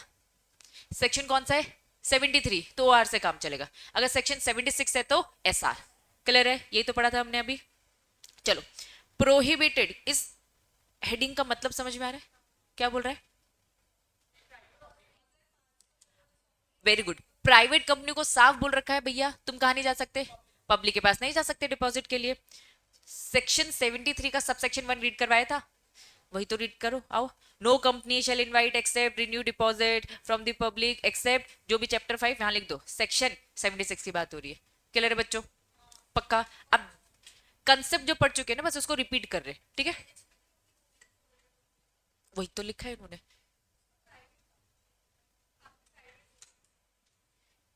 ये क्या लिखा है, जनता से आप नहीं ले सकते, जनता से आप नहीं ले सकते, कौन, प्राइवेट कंपनी जनता से नहीं ले सकते, एक्सेप्ट जो यहां बता के रखा है, किसे बता के रखा है, एलिजिबल पब्लिक कंपनी को, ठीक है। चलो, अब ये जो केस दे रखा है समझो, ये क्या लिखा है, वीक फाइनेंशियल कंडीशन, डिपॉजिट है, डिपॉजिट की मैच्योरिटी आती है 5 साल में आती है, तो मुझे रीपे करना पड़ेगा। अब 5 साल हो गए तो कायदे से मुझे रीपे कर देना चाहिए, लेकिन मेरी कंपनी की क्या है, फाइनेंशियल कंडीशन अच्छी नहीं है, तो मैं जाकर क्या मांग सकती हूँ, थोड़ा सा टाइम मांग सकती हूँ, ठीक है। तो रिलीफ मिली जा सकती है आपको, huge extension time, reduce the interest rate, no for the extension of the time. इन्होंने कहा कि भैया ऑलरेडी हम तुम्हें क्या दे चुके, क्या दे चुके, टाइम दे चुके, एज वेल एज क्या दे चुके, आपका इंटरेस्ट रेट भी हम कम कर चुके, भैया इतनी बार हम कर चुके, अब तो समय आ गया, अब तो देना पड़ेगा वापस। हमारी कंपनी फाइनेंशियल वीक कंपनी है, हमने एनसीएलटी को रिक्वेस्ट डाला, एनसीएलटी ने बोला चलो ठीक है मैं थोड़ा सा और टाइम दे देती हूँ, आपका इंटरेस्ट रेट थोड़ा सा कम भी कर देती हूँ, क्योंकि आप कुछ नहीं दे पाओगे, इससे अच्छा कुछ तो दे दो, इंटरेस्ट रेट थोड़ा सा कम। अब वो दोबारा से टाइम मांग रही है, तो एनसीएलटी ने साफ मना किया भैया अब नहीं देंगे, एक बार दे चुके हैं, इंटरेस्ट रेट कम कर चुके हैं, अब बार बार हम और कितना ही एक्सटेंशन देंगे, इसका मतलब आप दे ही नहीं पाओगे, ये वाली सिचुएशन ना आए। इस कारण से वो फाइनल ऑर्डर देता है कि एक्सटेंशन अब नहीं बढ़ेगा, क्योंकि इतने बार बढ़ा चुके। क्लियर है बच्चों। डिफरेंस बिटवीन, उन्होंने कहा no difference between deposit accept, इन्होंने क्या लिखा है, कंपनीज एक्ट से पहले कुछ और एक्ट होता था, जरा नाम बताओ, कंपनीज एक्ट 1956, इन्होंने कहा 1956 से पहले और उसके बाद जब हमारा कंपनीज एक्ट आ गया, इसके डिपॉजिट में कोई डिफरेंस नहीं है, उससे पहले भी अगर डिपॉजिट होता था वो भी सेम ही होता है, और जो आज जो नया डिपॉजिट है वो भी क्या है, सेम है। क्लियर है। सेक्शन 73 हेडिंग, कुछ कंपनीज को छूट मिली थी, बताओ जरा किन कंपनीज को छूट, banking company, very good, NBFC, और ये तीन चीजें तो थी, ये चौथी चीज क्या है, जहां जहां एनबीएफसी आता है वहां वहां हाउसिंग फाइनेंस कंपनी भी आता है, वो एनबीएफसी का ये हाउसिंग को लेकर स्पेसिफिक है, ठीक है। तो प्लीज 4 बातें। नेक्स्ट, सबसेक्शन 2, मैंने आपको बताया था ओआर पास करना है और कुछ बातों का ख्याल रखना है, सर्कुलर दे देना, सर्कुलर पहले आरओसी को दे दो फिर मेंबर को दे दो, याद आ रहा है? तो वही चीज आप बस रीड कर रहे। कंपनी सब्जेक्ट टू, बस रेजोल्यूशन लिखा है, ओआर लिखा, सिंगल रेजोल्यूशन लिखा है मतलब ओआर। जनरल मीटिंग में मेंबर से पूछो लेकिन कुछ condition fulfil, issue of circulates member, click हो गया। नेक्स्ट, उसकी कॉपी किसको देने का? आरओसी को। नेक्स्ट क्या लिखा है? सम नॉट लेस देन कितना? 20% अमाउंट थोड़ा थोड़ा थोड़ा रिजर्व में डालने का। रिजर्व अकाउंट का नाम क्या था? डिपॉजिट रीपेमेंट रिजर्व अकाउंट, ठीक है। Certifying not committed any default, certify करके तो आपने कोई भी डिफॉल्ट नहीं किया है, और अगर डिफॉल्ट किया है तो उसे आपने ठीक कर दिया और इसे 5 साल हो चुके, यही पढ़ा। प्रोवाइड करो security, creation of charge, property asset को क्या करो? गिरवी। सेम ABCDE, यही बातें पढ़ी थी अपन ने, पक्का? बढ़ू आगे। Does not secure the deposit, secure partially, तो भैया पार्शियल, फिर उसका अभी हमने कौन सा पढ़ा था? डिबेंचर में भी तो यही चीजें पढ़ी। अब मेरी बात कान खोलकर सुनना, डिपॉजिट में सेक्शन आपने 73 पढ़ लिया, 76 समझ लिया, खत्म। जितनी भी सारी बातें हैं मुटाटेस मुटेंडेस, क्या होता है मुटाटेस मुटेंडेस? क्या कॉपी पेस्ट? जो भी डिबेंचर के प्रोविजंस पड़े ना सब उसमें है। क्या वहां ट्रस्टी था? डिबेंचर ट्रस्टी, यहाँ डिपॉजिट ट्रस्टी, वहां पे कुछ नेगेटिव लिस्ट थी उसकी, यहाँ पर भी। बात समझ में आ रही? रजिस्टर मेंटेन होता था डिबेंचर का, डिपॉजिट का भी, मैच्योरिटी होगी, वही सारी कहानी। अब हेडिंग देखो क्या लिखा है, रूल्स के साथ कोई भी कंपनी क्या नहीं करेगी। अच्छा, इसका ना शॉर्टकट वर्जन समझो, ये बस एक्स्ट्रा है। मिनिमम मैक्सिमम पीरियड, वहां ड्यूरेशन क्या था डिबेंचर का? 10 ईयर्स, और एक्सेप्शनल केसेस में 30 ईयर्स भी जा सकते थे। इंफ्रास्ट्रक्चर कंपनी याद आ रही है? इंफ्रास्ट्रक्चर प्रोजेक्ट काम, और उनको फाइनेंस करने वाली थी, और उसमें था ना आरबीआई के रेगुलेशन 11(7) के डायरेक्शन के अकॉर्डिंग, 11 के अकॉर्डिंग, दोनों बातें थी, पक्का यही था ना? ये सारी चीजें पड़ी थी इंफ्रास्ट्रक्चर को लेके। ये बोलता है डिपॉजिट का ड्यूरेशन कंपैरिजन वाइज कम होता है। इसका मैक्सिमम पीरियड और मिनिमम क्या है? मैक्सिमम पीरियड क्या है? 36, मतलब 3 साल ही, 3 साल नहीं बोलेंगे, 36 मंथ ही लिखोगे, ठीक है। चलो, मिनिमम ड्यूरेशन क्या है? मिनिमम 6 महीने। आपकी कंपनी अगर डिपॉजिट इशू करिए तो कम से कम कितने का होगा? 6 महीने का, और ज्यादा से ज्यादा कितने का होगा? 36 मंथ्स। लेकिन बीच में आ जाओ, एक एक्सेप्शन है, शॉर्ट टर्म और किया जा सकता है। शॉर्ट टर्म कितना? 3 महीने वाला भी आ सकता है, 6 महीने का सबसे कम है, जनरल रूल 6 महीने का ही होगा, लेकिन 3 महीने वाला भी हो सकता है अगर आपका जो डिपॉजिट है कितना है? Not exceeding 10% of paid free reserve security premium. आपकी बैलेंस शीट खोलेंगे, उसमें आपका क्या क्या ऐड करेंगे? Paid free reserve security premium account, उसका अगर 10% से कम का डिपॉजिट आपने एक्सेप्ट किया है तो भाई आपका क्या हो सकता है? 3 महीने वाला भी शॉर्ट टर्म वाला आप ले सकते हो। मैं, मेरी आईटेक समझी, मुझे डिपॉजिट इशू करना है तो मिनिमम कितने महीने तक का होगा? 6 महीने तो अपने पास रखो। मैंने कहा नहीं भाई मुझे 3 महीने वाला देना है, तो 3 महीने के लिए मुझे लिमिट चेक करनी पड़ेगी। क्या क्या? Paid up free reserve security premium account, उसका मैं कह रही हूँ 10 करोड़ आ रहा है, 10 करोड़ का मैंने 10% निकाला, फिर मैंने देखा मेरा डिपॉजिट कितने का, उससे कम का है ना, तो 3 महीने वाला भी मुझे अलाउड कर दिया जाएगा। क्लियर है? ये बस अच्छे प्रेजेंटेशन में, और तुम्हारी बुक में ये प्लीज इसकी फोटो लो तो ज्यादा बेटर है। ये लिखा है 3 महीना 10%, 6 महीने 36, ठीक है। फोटो ले लो और कोई एक बच्चा ग्रुप में शेयर करो। कर दिया? चलो, क्लैरिटी है? बस क्वेश्चन रीड करो, क्या लिखा है? क्या यहाँ पे भी जैसे शेयर होल्डिंग होती थी डिपॉजिट वाली होती है ना, डिपॉजिटर है, हो सकती है, कोई दिक्कत नहीं है भाई, लेकिन उन्होंने कहा लिमिट लगा दी बस हमने, ये लिमिट याद रखना। मेंबर में ऐसी कोई लिमिट नहीं है, और इसमें लिमिट है कितनी? 3, ठीक है। हेडिंग बताओ क्या लिखा है? रिपीट। कहाँ रिपीट? इसके नीचे आपको ये अच्छा दिख रहा है, ये आपकी बुक में थ्योरेटिकल लिखा है, देखो थ्योरेटिकल क्या लिखा है? 35, 10, 25, 35। आप ही की बुक ने कहा कि भाई अच्छे प्रेजेंटेशन बना दिया हमने, इसी को देखेंगे, ठीक है। यहाँ पे पूरा नेटशेल बता दिया, ठीक है। आ जाओ, हेडिंग पढ़ो फिर से, हेडिंग क्या थी? कितना डिपॉजिट कर सकते हो, कितना डिपॉजिट आप एक्सेप्ट कर सकते हो। अब हमें ये तो मालूम है डिपॉजिट या तो मेंबर से लिया जाएगा या तो पब्लिक से, लेकिन बस मेंबर से लेने वाला कौन है, प्राइवेट कंपनी। ठीक है, तो आओ सबसे पहले क्या लिखा है इन्होंने, एलिजिबल। कौन थी eligible company, public company, limit cross हो रही थी। ठीक है, चलो इन्होंने कहा मेंबर से आप कितना लेंगे 10% और पब्लिक से कितना लेंगे 25, दोनों मिलाकर कितना होता है 35 ही है। लेकिन हमने 10 क्या बोल दिया मेंबर से लो, और पब्लिक से क्या बोल दिया 25। इन्होंने बोल दिया, अभी शॉर्ट में बता रही हूँ, प्राइवेट कंपनी जो एलिजिबल नहीं थी, इन्होंने साफ बोल दिया भैया तुम मेंबर से बस लोगे, और कितना लोगे पूरा 35। भैया जनता के पास तो आप प्रोहिबिटेड हो। कंसेप्ट समझ में आ रहा है।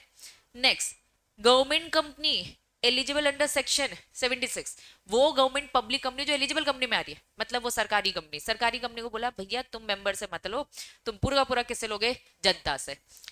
बुक में नहीं है क्या, बुक में है ना, ये तो है ना, बुक में लिखा है ना। अब लैंग्वेज रीड करेंगे। 10% किसका, 10% किसका, paid up free reserve security premium account. कुल मिलाकर आप डिपॉजिट कितने एक्सेप्ट कर सकते हो, इसमें उन्होंने रिस्ट्रिक्शंस डाल दिए, इससे ज्यादा नहीं। एलिजिबल कंपनी जनता से कितना ले सकती है, मेंबर से कितना ले सकती है, दोनों मिलाकर कितना होता है। अगर आपसे पूछा एलिजिबल कंपनी कितना ले सकती है 35, बाइफर्केशन बताओगे। प्राइवेट कंपनी जो एलिजिबल नहीं है वो पूरा पूरा 35 एक बार किससे, मेंबर से। और गवर्नमेंट कंपनी पूरा पूरा जनता, सरकार है, वो कह रही भैया मेंबर नहीं, हम तो भाई सब किसे लेंगे, जनता से। प्राइवेट कंपनी मेंबर से, गवर्नमेंट कंपनी जनता से, पब्लिक कंपनी दोनों का मिक्स 10 और 25। क्लियर है, यही चीज उन्होंने, मत पढ़ना ये तो भाई खुद ही आपकी मॉड्यूल ने जब मेहनत करके रखी है। ठीक है, चलिए क्या लिखा है जरा मुझे बताओ, ये आईएफएससी क्या होता है, इंटरनेशनल फाइनेंशियल सर्विस कॉर्पोरेशन है, सॉरी मेरी गलती है ना, सेंटर भी एक दूसरा होता है। ठीक है, तो इंटरनेशनल फाइनेंशियल सर्विस वाली कंपनीज, एसईजेड समझते हो, इससे पहले भी ये टर्म आया था।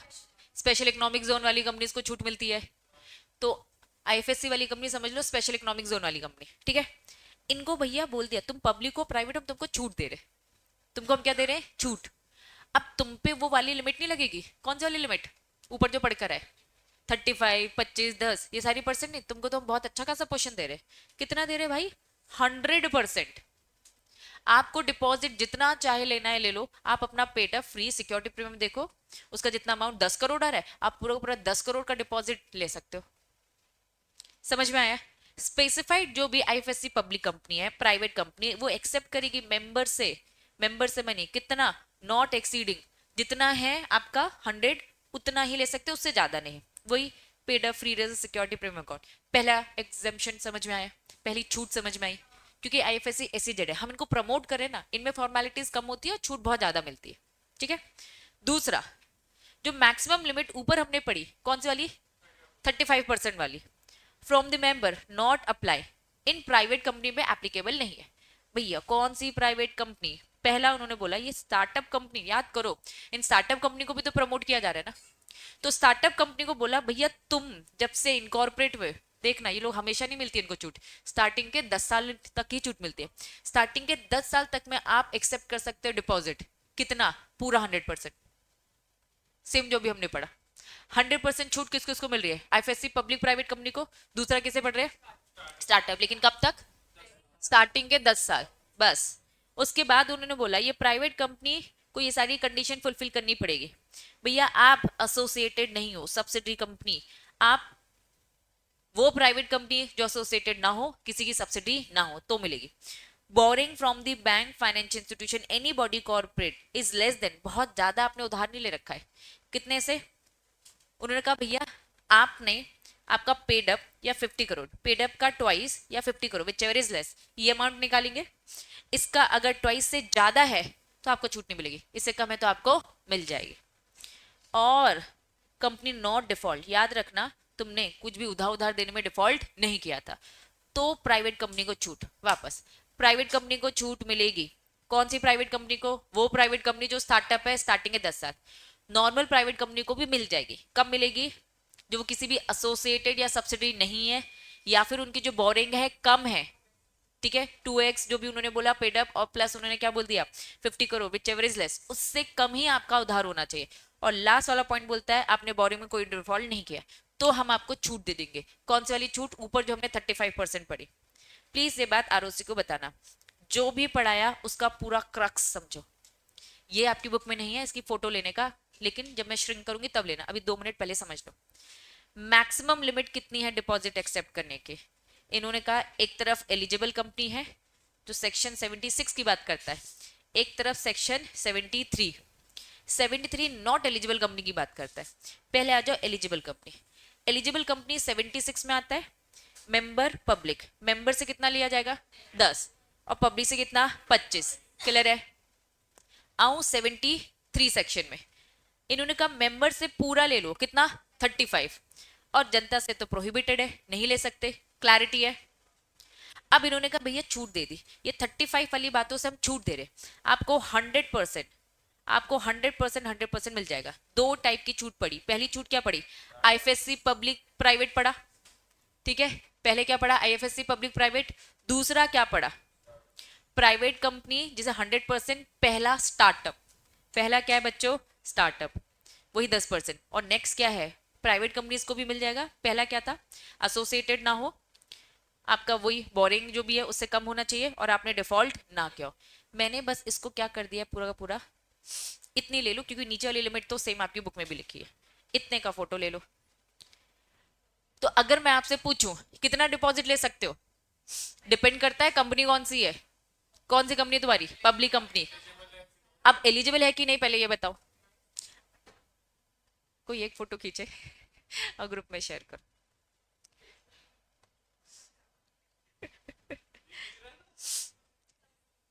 चलो क्लैरिटी है? डिपॉजिट का मीनिंग बताओ। सब सोते सोते बच्चे मेरे। क्या होता है डिपॉजिट का मतलब?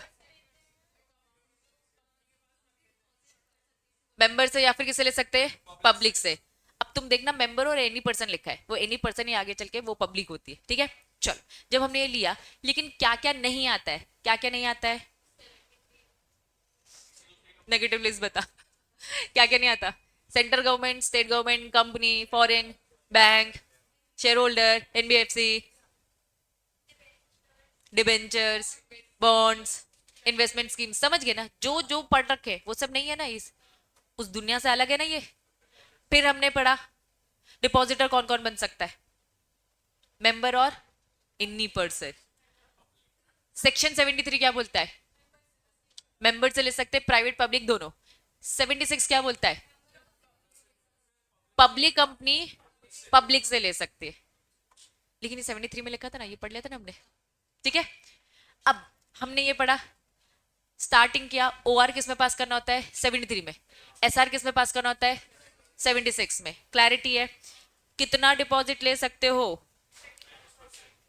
प्राइवेट कंपनी को बोला पूरा मेंबर से 35, पब्लिक कंपनी को बोला भाई 10% मेंबर से और 25%, और सरकारी कंपनी आगे बीच में वो क्या बोलती है? समझ में आ रहा है? पक्का? अब तुम्हें क्या लगता है ये रूल्स अगर आते हैं बीच में, रूल रूल रूल, कुछ सुने सुने, ये क्रेडिट रेटिंग क्या होती है? एक एजेंसी होती है, रेट करती है, डिपॉजिट इश्यू करोगे इन एजेंसी से रेट ले लेना। Next, right to alter terms and condition. कौन से ऑल्टर टर्म्स एंड कंडीशन की बात करें भैया? डिपॉजिट की, रिजर्व्स की। आपको क्या करना है? टर्म्स एंड कंडीशन ऑल्टर होगी तो कैसे होगी? हेडिंग बताओ। Rate of interest of deposit, obviously interest पे करना पड़ेगा। अब ये रूल्स कहानी बता रहे। अब रूल्स की कहानी के बाद ये रीड करना है केस, 2 मिनट। हेडिंग बताओ क्या लिखा है? करना है रिपेमेंट, करोगे कि नहीं करोगे? शॉर्ट में सेक्शन 73 का सब सेक्शन 3 क्या लिखा है? कैसे रिपे करोगे? कैसे रिपे करोगे? इन्होंने कहा भाई अग्रीमेंट में जैसा लिखा था ना उस तरीके से, विथ इंटरेस्ट लिखा है तो with interest. If company fail to repay क्या होगा? कहां जाएंगे? एनसीएलटी। तुम्हें डिबेंचर के जितनी चीजें क्लिक हो रही है ना, इसमें क्लिक करते जाओ। यूटिलाइजेशन, जो आपका डिपॉजिट रिपेमेंट रिजर्व है उसका पैसा बस किसके लिए यूज होगा? रिडम्पशन के लिए। रीपेमेंट आपको करना है बिफोर द एक्ट। अब समझ लो, मैंने आपको क्या बोला था? कंपनीज एक्ट 2013 से पहले वाला डिपॉजिट और बाद वाला दोनों क्या है? सेम है। इन्होंने कहा भाई पुराना वाला है, पुराने वाले एक्ट के अकॉर्डिंग डिपॉजिट लिया था, ठीक है। आज तो खिंचा नहीं चला जा सकता। डिपॉजिट मैक्सिमम कितने टर्म तक का होता है? 36 महीने 36 मंथ्स का। आज की डेट में क्या पुराने वाला डिपॉजिट हो सकता है? नहीं हो सकता भैया। 2013 में एक्ट बना था, मतलब 2014 में एक अचानक से एक डिपॉजिट आएगा जो पुराने एक्ट के अकॉर्डिंग होगा। इन्होंने कहा भैया इसका रिपेमेंट कैसे होगा? उन्होंने कहा एक काम करो, लिस्ट बनाओ। लिस्ट बना के किसको दो? रजिस्ट्रार को दो कि भैया ये डिपॉजिटर्स थे जिनका पैसा हमें चुकाना है, रिपे करो 3 साल के अंदर और by the due date whichever is earlier. इन्होंने कहा जो आएगा अर्लियर।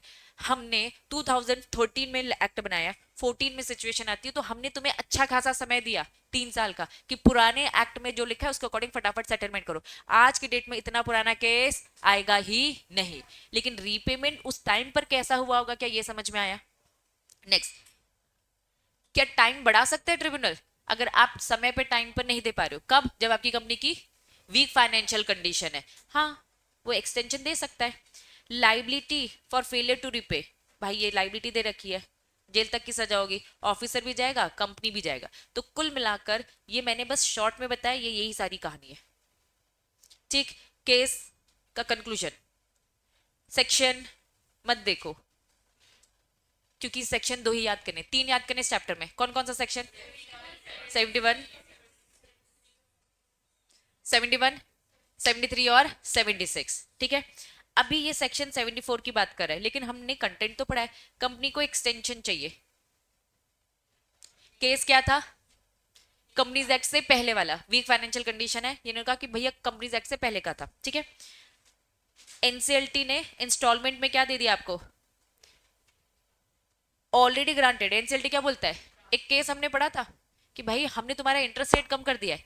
यहाँ पे एनसीएलटी ने क्या केस दिया कि इंस्टॉलमेंट हमने तुम्हारी कम कर दिया। इतना कुछ कर दिया, क्या फिर से टाइम देते रहेंगे?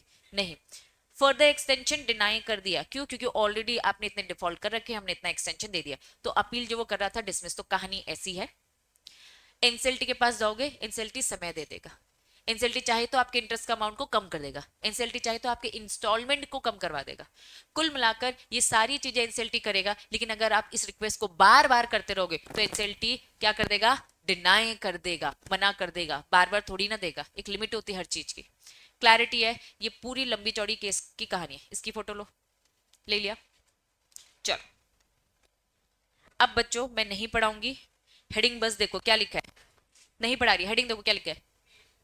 Creation of security. डिबेंचर में क्या पढ़ा था? सिक्योरिटी क्रिएट करना है और क्या करना है? आरओसी को इन्फॉर्म करना है चार्ज क्रिएट कर कर। हेडिंग बस बताओ। 76 रिपीट है, eligible company, credit rating agency, secure. पढ़ाना भी क्या लिखा है? पनिशमेंट। वैसे मैं पनिशमेंट नहीं रीड कराती। डिपॉजिटर का क्या गया? ट्रस्टी अपॉइंट करना है। डिबेंचर ट्रस्टी जैसे क्या था? Person can not be appoint debenture trustee. वहां भी पढ़ा था। कौन? जो शेयर होल्डर है, रिलेटिव है, प्रमोटर है, डायरेक्टर है, या फिर शेयर या फिर इंटरेस्ट 2% से ज्यादा। सेम बातें पढ़ी थी बच्चों, यही लिखा है डायरेक्टर के एमपी। क्या आप ट्रस्टी को निकाल सकते हो? हाँ निकाल सकते हैं। कैसे निकाल सकते थे? 3/4 इन वैल्यू। वहां डिबेंचर होल्डर था, यहाँ क्या बोलोगे? डिपॉजिटर्स बोलोगे। ट्रस्टी की ड्यूटीज क्या है? पढ़ा था वहां की ट्रस्टी की ड्यूटीज, जरा बताओ क्या क्या थी? इंटरेस्ट प्रोटेक्ट करना डिबेंचर। डिबेंचर को हटा हटा के क्या लिख दोगे? डिपॉजिटर। थोड़े बहुत है ना चीजें हल्की हल्की डिफरेंस मिलेंगी, लेकिन उन डिफरेंस में नहीं जाना। जनरल चीजें दोनों के लिए सेम याद कर लोगे तो ज्यादा बेटर रहेगा। नेक्स्ट हेडिंग क्या लिखा है? डिपॉजिटर की मीटिंग्स। डिपॉजिटर जब चाहे बुलवा सकते, वही 10% केस। भैया जब जरूरत पड़े, देखो 110 डिपॉजिटर चाहे तो मीटिंग बुलाए, उन्हें लग रहा है कि ये डिपॉजिट ट्रस्टी अच्छे से काम नहीं कर रहा है, आपको आरओसी को भेजना है कि भैया हाँ सारे काम हो चुके हैं, आपके पास पावर है नॉमिनेट। याद करो, नॉर्मल शेयर होल्डर का नॉमिनी होता था, डिपॉजिटर का भी क्या है? Nominee. Deposit receipt to the depositor को दे दो कि भैया हाँ तुमने पेमेंट सही से कर दी है। Maintenance of the liquid asset. क्या है ये लिक्विड एसेट? आपको डीआरआर अकाउंट ओपन रखना है और सिक्योरिटी भी रख रहे हैं, तो डीआरआर अकाउंट में आपको कैश रखना है। कितना परसेंट अभी पड़ा था? 20% थोड़ा थोड़ा जमा करने का। डिपॉजिटर्स का भी क्या होता है? रजिस्टर होता है, उस रजिस्टर में पेन, उसका गार्जियन, माइनर, सारी चीजें लिखो। बात समझ में आ रही है? General provision. क्या डिपॉजिट का भी रिपेमेंट करोगे? रिपेमेंट तो होगा ना। तो इन्होंने बोला भैया प्री मैच्योर टाइम हुआ नहीं है, आप उससे कर सकते हो, अगर टर्म्स एंड कंडीशन आपको सब अलाउ कर रही है तो कर सकते हो। कुल मिलाकर बस मैं आपको ये बोल रही हूँ, ये सारी बातें आरओसी को बताओ, फाइनेंशियल स्टेटमेंट में डिस्क्लोजर दो। अगर समय पे आपने इंटरेस्ट नहीं दिया तो क्या लगेगा, इंटरेस्ट लगेगा। पावर है सीजी के पास कि वो कुछ क्वेश्चन आपसे पूछ सकती है। सेक्शन 73 और 74, 74 क्या था, टाइम पीरियड देने वाली बातें थी, ऐसे याद नहीं होगा लेकिन टाइम तो आपको मालूम है। एलिजिबल कंपनी को वो चाहे तो एक्सटेंशन दे सकती है, लेकिन कितनी एक्सटेंशन की भी क्या होती है, एक लिमिट। स्टेटमेंट रिगार्डिंग की डिपॉजिट जो एग्जिस्टिंग है हमारी सारे रूल्स रेगुलेशन के अकॉर्डिंग है, अगर फॉलो नहीं करेंगे तो भाई कॉन्ट्रवेंशन होगा, पनिशमेंट। और ये सारी बातें आपको क्या देना है, ये सब रूल्स है। रूल्स आपको सेम बातें बता रहे हैं, लेकिन क्या बता रहे हैं, विद डिटेल कहानी, कब करना है क्या करना है, ये सब कहानी है। तो ये मैं नहीं कहूंगी कि एक दिन में पढ़ो, इसके लिए मैंने आपको 2 दिन का समय दिया इस पोर्शन को रीड करने के लिए। रीड तो करना पड़ेगा, लेकिन सब कनेक्टेड है, किससे कनेक्टेड है, डिबेंचर्स। कहानी एकदम सेम, थोड़ी थोड़ी चीजें डिफरेंट डिफरेंट जाएंगी, लेकिन ऐसी कोई खतरनाक सी बातें नहीं है। लेकिन कल इसे रीड करके नहीं आएंगे, कल आधा रीड करेंगे, आज आधा रीड करेंगे, कल आधा। मैं परसों पूछूंगी कि भैया इसकी पूरी रीडिंग हुई कि नहीं, तो प्रॉपर मैं आपको समय दे रही हूँ रीड करने का। क्लैरिटी है? तो आज की सभा समाप्त।